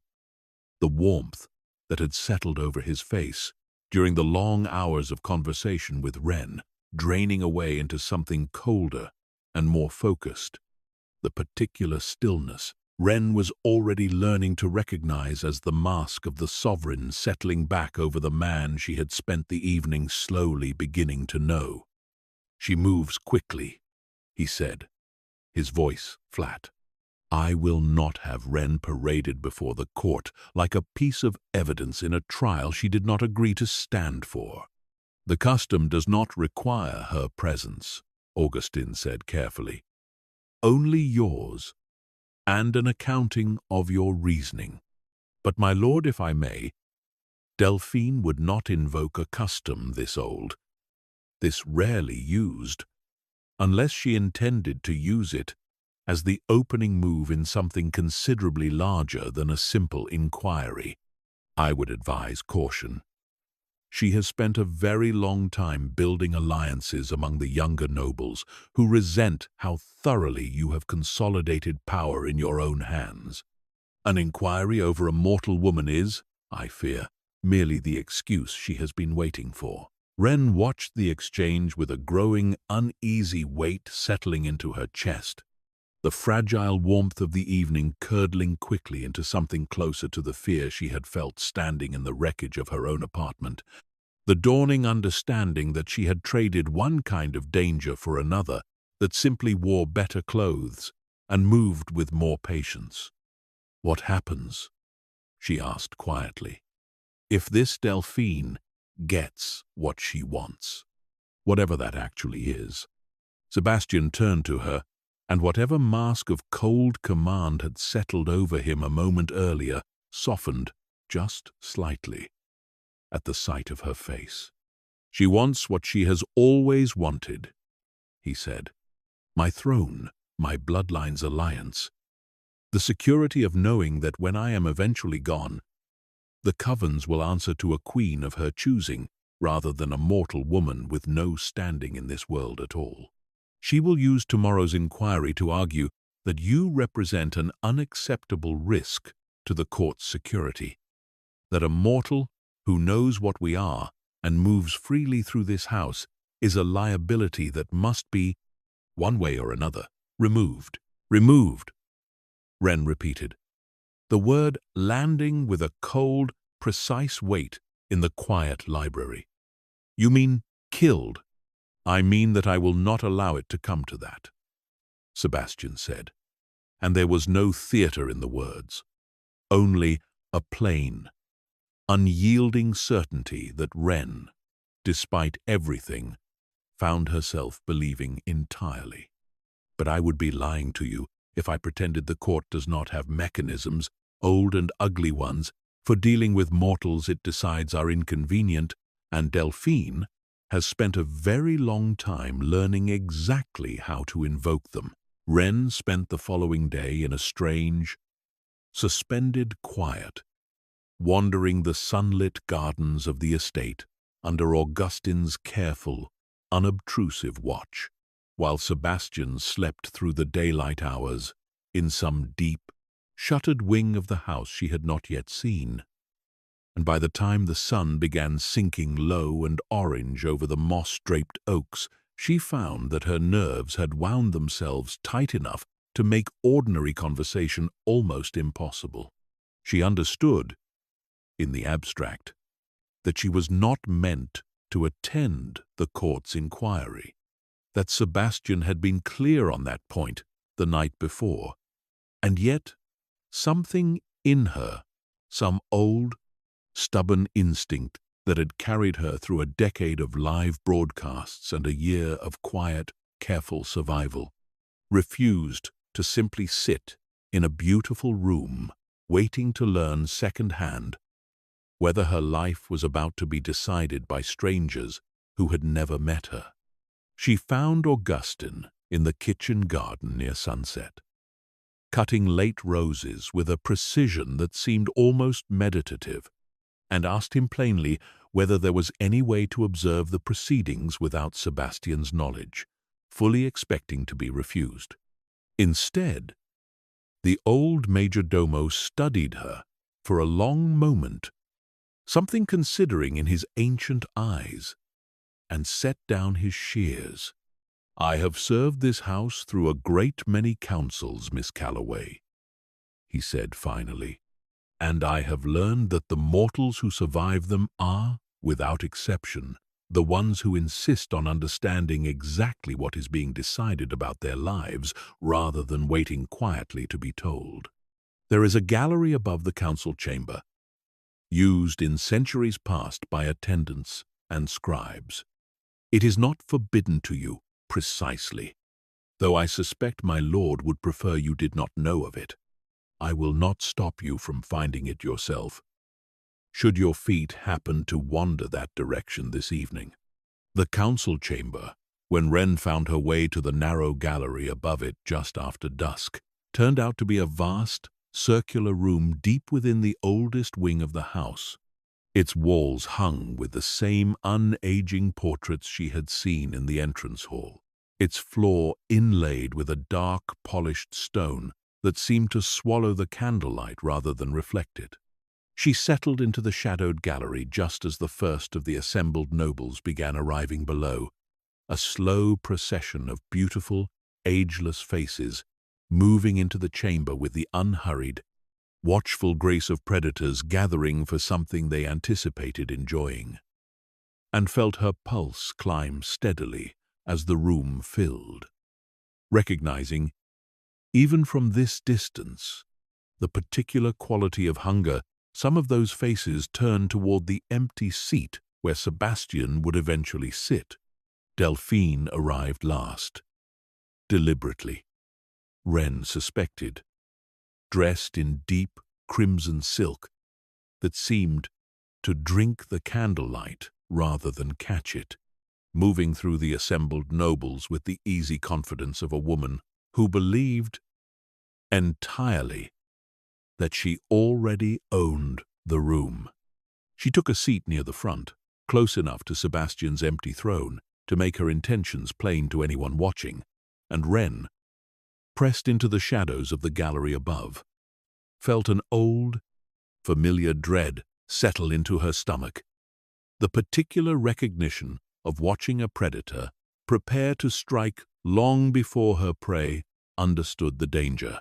Sebastian entered last, as was apparently custom, moving through the chamber with the same cold, controlled stillness Wren had seen settle over him the previous night. Every trace of the warm, unguarded man from the library fire buried beneath the armor of the sovereign.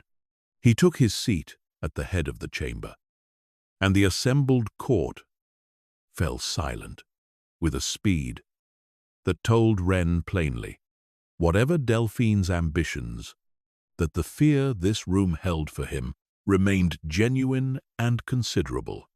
"We are gathered," Delphine began, rising smoothly to address the chamber, her voice carrying easily to every corner of the vast room, "at my invocation of the old custom of inquiry regarding a mortal woman brought within these walls without prior council knowledge or approval. I do not raise this matter lightly, nor out of any personal grievance, whatever some among you may whisper. I raise it because our security, all of our security, depends on the discretion of this house, and a mortal who has witnessed our sovereign's power directly, who knows what we are, and moves freely through his household, represents a risk this council cannot responsibly ignore. The mortal in question was the victim of a violent assault in her own home," Sebastian said, his voice flat and cold, carrying none of the warmth Wren had heard directed at her the night before.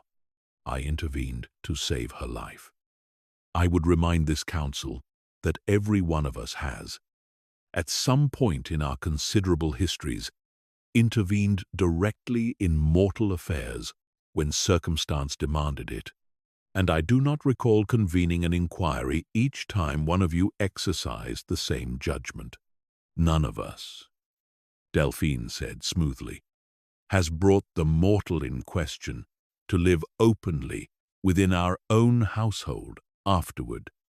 Sovereign, none of us has been observed by multiple members of this court gazing at a mortal woman with the particular devotion you displayed on your own driveway last night. I raise the matter of security because I must, as is my duty to this council, but I will not pretend before this room that security is truly what concerns most of us gathered here tonight. What concerns us is a king who has spent 3 centuries refusing every suitable match this court has offered him, apparently saving his devotion instead for a woman who cannot even properly comprehend what we are." A murmur moved through the assembled nobles, and Wren, watching from the shadowed gallery, felt her stomach twist at the naked ambition in Delphine's voice. The way the woman had managed, in a handful of sentences, to transform a question of security into a referendum on Sebastian's fitness to rule at all. "You overstep, Delphine," Sebastian said, and though his voice remained level, something dangerous had entered it, a low warning that made several of the nearer nobles shift uncomfortably in their seats. "This inquiry was called to address a mortal's presence in my household. It was not called to relitigate 3 centuries of decisions regarding my own heart, which remain, I would remind this entire assembly, mine alone to make. And yet the succession is not yours alone to decide." Delphine pressed, undeterred, stepping closer to the center of the chamber floor. "The Covens have waited 3 centuries for an heir, sovereign, and every year you delay, the old bloodlines grow more restless, more prone to the very violence and disorder your rule has spent centuries suppressing. I do not ask you to love where the council directs. I ask only that you recognize your duty and set aside whatever fleeting fascination this mortal represents before it becomes a liability none of us can afford." "She is not fleeting," Sebastian said, and the words landed in the chamber with a weight that silenced even the faint murmuring among the nobles entirely, and she is not a liability.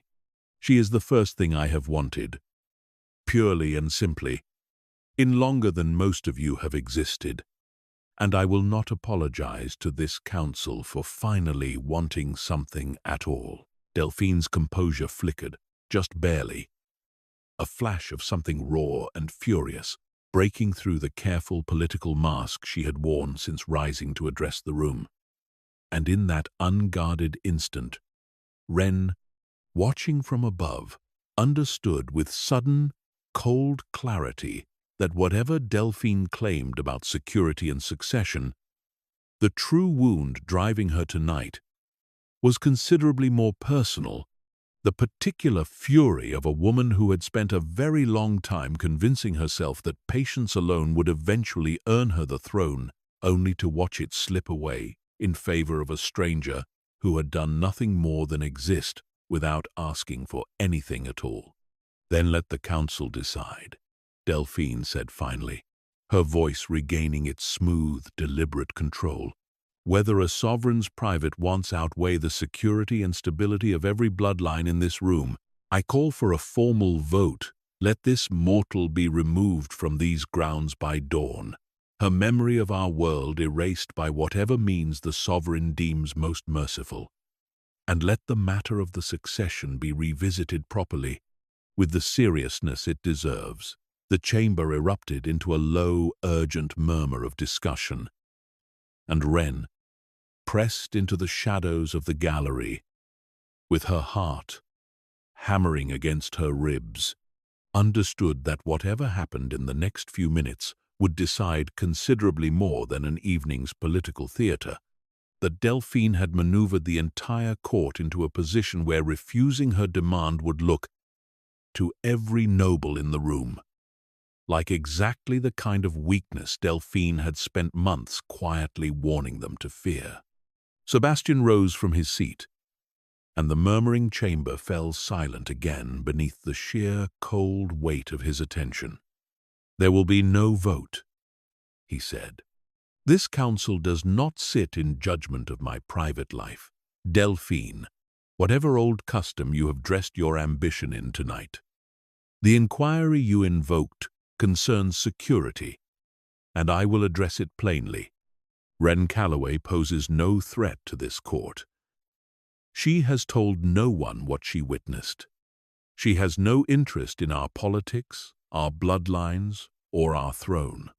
The only danger she has ever represented to anyone in this room is the danger of reminding me that I am still capable of wanting something purely. And if that reminder threatens the comfortable arrangement some of you have built around my continued isolation, then I would suggest the fault lies with those arrangements, not with her." A ripple of uneasy glances moved among the assembled nobles, several of the older, more cautious bloodlines shifting visibly away from Delphine's side of the argument. And Ren, watching from the gallery, felt a small, fierce flicker of something like hope kindle in her chest for the first time since the chamber had filled. Delphine, however, did not retreat. She stood very still in the center of the chamber floor, her expression settling into something colder and more calculating than open fury. The particular stillness of a woman recalculating her strategy in real time rather than abandoning it. "Then let the council at least agree," she said finally, her voice smooth once more, "that the mortal remain confined to these grounds, unable to return to her former life or profession, for her own protection and ours, until such time as the sovereigns." She paused, choosing the word with evident distaste. "Fascination has run its natural course. Surely even the sovereign cannot object to so modest a precaution." Sebastian's jaw tightened, and Ren understood, watching him weigh the request, that refusing it outright risked handing Delphine exactly the appearance of unreasonable devotion she had been building toward all evening, while accepting it meant trading one kind of danger, the court's violence, for another the slow erasure of the life Ren had already fought so hard to rebuild once. It was Sebastian who finally spoke, his voice measured and careful. Ren Calloway will remain under this household's protection for as long as she chooses to accept it, he said. Not as a prisoner, and not by this council's decree, but by her own will, which I intend to ask her about directly, rather than deciding on her behalf in a room she was never invited to enter. The chamber murmured again at this, and Delphine's composure finally cracked in earnest, a flash of raw, ugly fury breaking across her carefully arranged features before she smoothed it away. And it was in that unguarded instant Ren would later realize that Delphine made the decision that ended everything else that followed that night, deciding that if the court's proper channels would not remove the mortal woman threatening her ambitions, other, older, quieter methods remained available to a noble with 3 centuries of patience and considerably fewer scruples than the council's formal customs demanded. Ren did not see Delphine slip from the chamber floor during the confused murmur that followed Sebastian's declaration, too focused on the small, fragile relief blooming in her own chest to notice the empty seat where the pale woman had been standing only moments before. And it was only the sudden, soft creak of a floorboard behind her in the narrow gallery that made her turn, her heart lurching hard against her ribs, to find Delphine Marchand standing not 3 feet away, having climbed the gallery stairs with a silence that made a mockery of every warning. Ren thought she had already learned to heed. "You should not have come here," Delphine said quietly, her voice stripped now of every trace of political performance, something far colder and more personal moving behind her pale eyes, watching from the shadows like a frightened little mouse, hoping to learn your own fate secondhand rather than facing it. "I confess, I am almost disappointed. I had hoped, for his sake if not mine, that you might have possessed some quality worth all this trouble."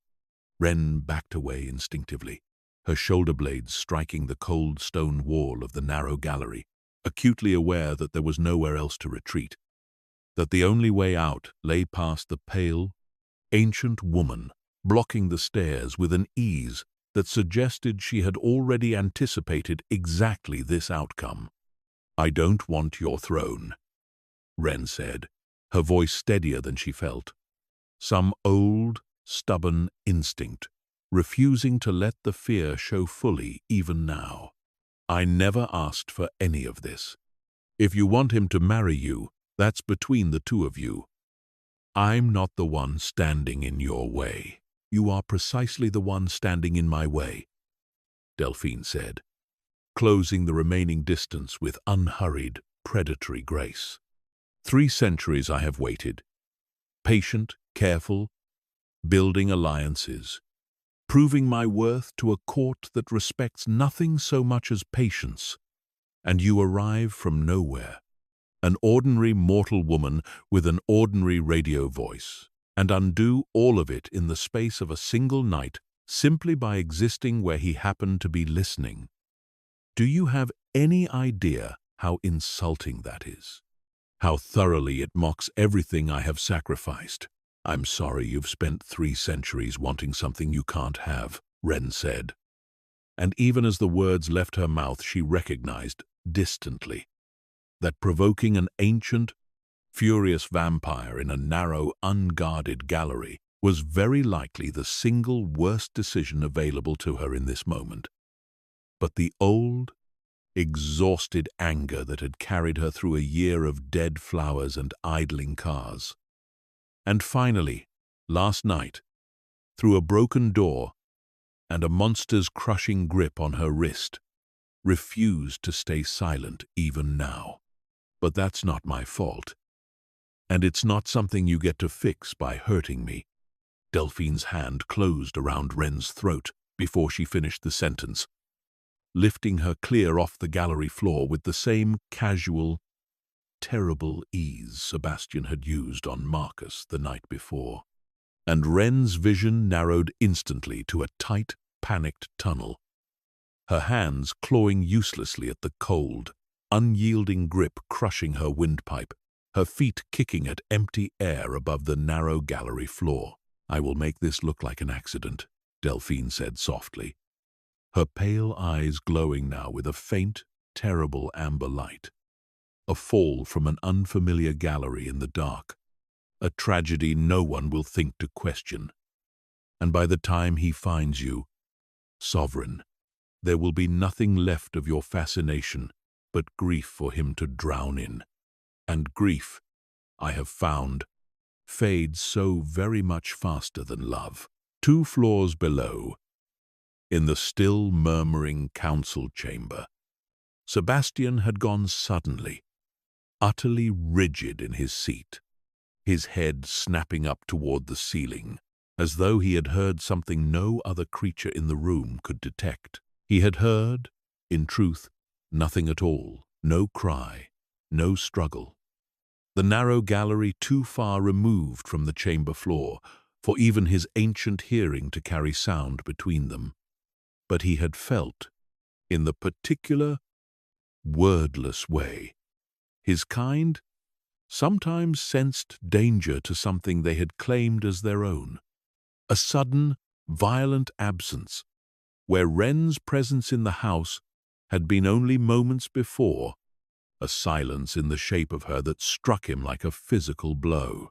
He was moving before the thought had fully formed, vaulting the council chamber floor in a single, blurring stride that scattered several of the nearer nobles from their seats, tearing through the corridors of his own ancestral home with a speed that left Augustin hurrying in his wake, calling out warnings that Sebastian no longer had the patience to hear. He reached the base of the narrow gallery stairs, just as Delphine's soft, satisfied laughter drifted down from above, and something in Sebastian Kane that had remained carefully, deliberately banked for 3 centuries, broke entirely loose. He was in the gallery, in the space of a single heartbeat. And what he saw there, Delphine's pale hand wrapped around Wren's throat, Wren's face darkening toward a mottled shade of desperate red, her feet kicking uselessly at empty air, stripped every last trace of the measured, political sovereign from his face and left behind something far older and far more dangerous, a creature whose fury predated the very customs Delphine had spent the evening hiding behind. "Put her down," Sebastian said, and his voice did not merely fill the narrow gallery. It seemed to press against the very stones of the walls, a vibration so absolute that Delphine's grip on Wren's throat loosened by pure, involuntary instinct, her ancient nerves overriding even her own considerable will in the face of a command from a creature so much older and so much stronger than herself. Wren dropped, gasping, to the gallery floor, her hands flying to her bruised throat, and in the half-second that followed, Sebastian closed the distance between himself and Delphine with a speed that turned the narrow gallery into a blur of violent motion, his hand closing around her wrist and wrenching her bodily away from Wren before she could recover her grip. "You dare," he said, his voice dropping into the low, ancient register Wren had heard once before, in the wreckage of her own apartment, a sound that seemed to come from somewhere far beneath the ordinary architecture of speech. "You dare raise your hand against her in my own house, after everything I made plain to this entire council not an hour ago." Delphine's composure, stripped now of every trace of political performance, twisted into something raw and desperate, the mask of centuries finally cracking entirely open. "She is nothing," Delphine spat, wrenching against his grip with a strength that did nothing to loosen it. "A mortal accident of fate. A voice on a radio dial, and you would throw away 3 centuries of careful alliance for her. I have waited so long, Sebastian. I have earned this throne through patience your bloodline has never once required of you. And I will not watch it handed instead to some frightened little woman who understood nothing of our world until 2 nights ago. You have earned nothing but my caution, Sebastian said, his grip tightening. And tonight you have earned considerably worse than that. You raised your hand against a woman under my direct protection, in defiance of a council ruling not an hour settled. And you did so with the clear intention of ending her life and disguising the murder as an accident. There is no ambiguity here for this council to debate, Delphine. There is only the old law, plainly broken, and the old law's plain consequence. Delphine's eyes widened, the desperate fury finally giving way to genuine fear as she understood.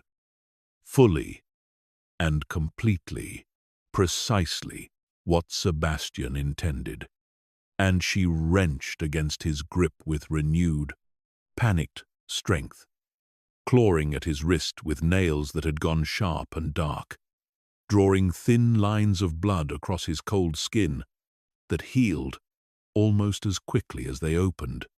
"Sebastian, please," she said, her voice cracking now, all pretense of noble composure abandoned entirely. 3 centuries.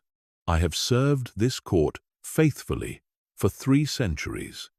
Do not let one moment of desperation undo all of that. You made that choice yourself.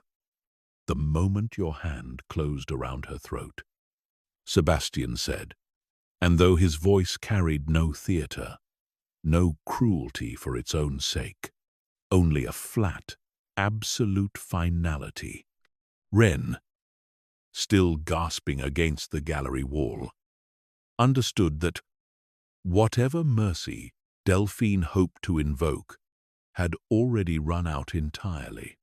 He did not kill her quickly, though he did not draw it out with cruelty either, simply ended it with the same efficient, terrible finality Ren had glimpsed once before in the wreckage of her own apartment, and within moments the gallery fell silent. The ancient, ambitious noblewoman who had spent 3 centuries waiting for a throne reduced, finally, to nothing more than the old law's plain consequence, her ashes settling softly across the dark stone floor. Sebastian turned immediately to Ren, all trace of the ancient, terrible fury draining from his face at the sight of her, replaced by a raw, unguarded worry that made him look, for a moment, considerably younger than his 3 centuries. He crossed the gallery in a single stride and dropped to his knees beside her, his cold hands gentle now, careful, cupping her face as he searched her eyes for any sign of lasting harm. "I have you," he said softly, his voice trembling in a way she had not heard from him before, not even in the wreckage of her own apartment. "I have you, Ren. I am so sorry. I should never have let you anywhere near this house's politics. Should have anticipated exactly how far she would go, rather than assuming even ambition of that magnitude carried some limit." Ren, still catching her breath, managed a small, unsteady laugh that held very little humor in it and a great deal of exhausted relief. "In your defense," she rasped, "my track record with anticipating exactly how far people will go isn't exactly spotless either. I think we can share the blame on this one." He helped her to her feet with infinite care, one arm wrapped protectively around her shoulders as they made their slow way back down from the gallery. And the council chamber, when they finally reached it, had fallen into a silence, so complete it seemed to swallow even the flickering candlelight every noble present having felt, in whatever way their ancient senses allowed, the precise moment Delphine Marchand had ceased to exist within the walls of this house. Sebastian addressed the assembled court without releasing Wren from beneath his arm, his voice carrying the same flat, unshakable authority it had held all evening, though something in it now had settled, the restless tension of the earlier hours finally spent.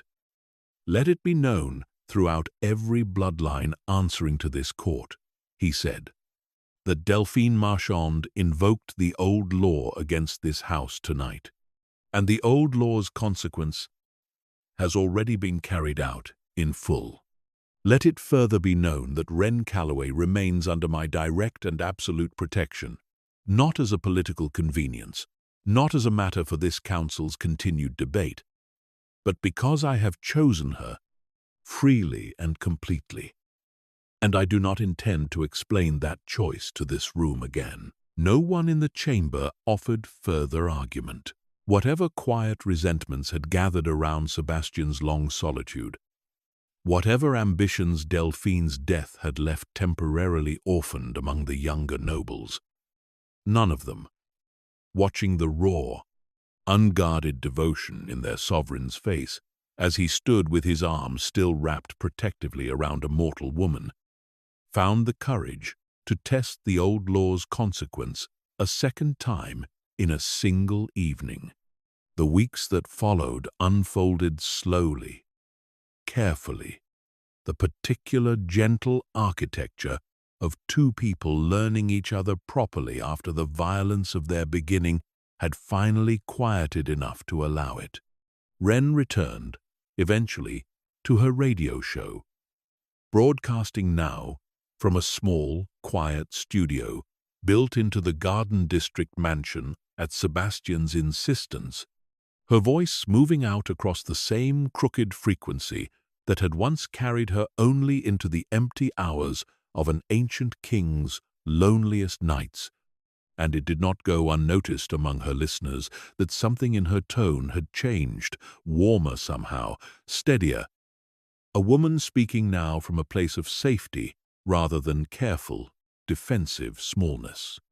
She never told her audience the full truth of what had happened in the weeks since the broadcast that had gone suddenly, terrifyingly silent, though the story of her rescue became, in the retelling, a piece of quiet legend among the small, devoted community of late-night listeners who had heard the whole thing unfold live and had spent an agonizing day fearing the worst before her voice returned to them, steady and whole. The following night, she kept the truth of Sebastian and of the strange, ancient world she had married into, close and careful, the way she had once kept her own name and address, close and careful. Only now the secret belonged to a life worth protecting, rather than a life built entirely out of fear. Sebastian, for his part, found that the restless, sleepless weight he had carried for 3 centuries had finally, quietly, begun to ease, the endless nights no longer stretching ahead of him as an empty, aching expanse to be endured, but as hours to be spent, simply and completely, in the company of the one voice that had never once asked him for anything, and had, in the end, given him everything regardless. On the night he finally asked her to stay with him, not as a guest under his protection, but as his equal, his queen in every sense the old bloodlines still respected. He did it in the small, quiet studio, where she still broadcast her show each night, waiting until the microphone had gone dark and the last listener had signed off into the small hours of the morning, kneeling before her in the same gentle, patient way he had once knelt in the wreckage of her ruined apartment, offering his hand exactly as he had offered it then. "I once told you," he said, that I found you by nothing more than the sound of your voice moving through the static of a city that never fully slept. I did not know, that night, that I was not simply finding a stranger to rescue.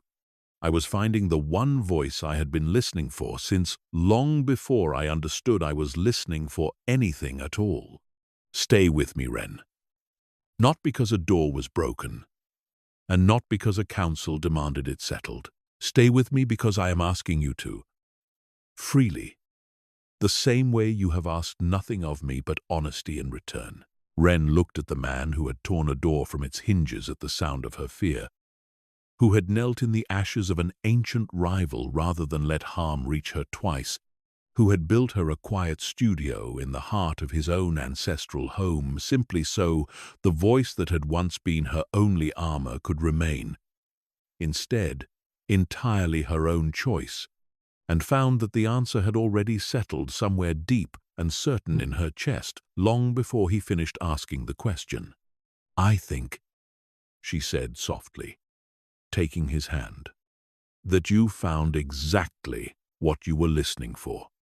And I think I did too. Outside the tall windows of the small studio, the rain had finally stopped, the first pale light of dawn beginning to touch the moss-draped oaks of the garden district. And somewhere across the city, a small, crooked radio frequency carried the last quiet echo of a broadcast into homes full of insomniacs and night shift nurses and lonely strangers who would never know the full truth of the voice that had kept them company, only that it had returned to them night after night, steady and warm and entirely, finally, safe. In the months that followed, the court settled, slowly, and without further bloodshed, into a quiet acceptance of the mortal woman who now sat, most evenings, in the small study beside their sovereign's chair, and even the younger nobles who had once whispered, along with Delphine's ambitions, found themselves, gradually, admitting that the change in Sebastian Kane was not the weakness they had feared, but something closer to the opposite. A king who ruled now with the settled patience of a man who no longer needed to prove anything to a room, because the one thing he had actually wanted had already chosen to stay. Ren never forgot the particular vertigo of that first night. The sound of her own front door splintering inward, the impossible crimson glow of a stranger's eyes in her ruined hallway, and she found, in the calm, ordinary months that followed, that she did not want to forget it either, because it had taught her something she suspected she would have spent the rest of her life learning the slow, painful way otherwise, that the voice she had spent a year hiding behind, using as armor against a world that had once taught her safety meant invisibility, had turned out, in the end, to be the very thing capable of reaching across an entire city in the middle of a storm and bringing home the one person who would spend the rest of forever making sure she never had to hide again. There was one night, some months into that new, quieter life, when a listener called into the show during the small hours before dawn, a woman whose voice trembled with the particular exhaustion of someone who had just left a relationship that had frightened her more than she had yet found the words to explain to anyone. And Ren, settled into the small studio built into the heart of an ancient house, found herself speaking back with a warmth and a certainty she would not have possessed a year earlier.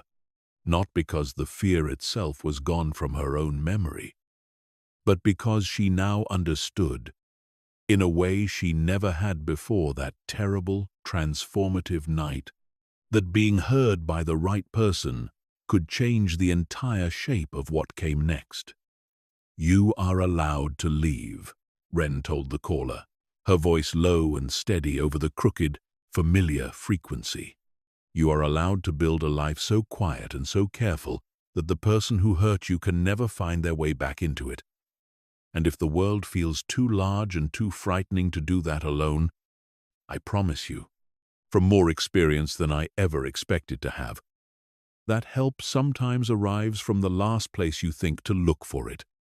And it is never, ever too late to let it in. Sebastian, listening from the darkened hallway outside the studio, as he had once listened from an entirely different house, in an entirely different life, felt the old ache in his chest settle, at last, into something that no longer resembled loneliness at all.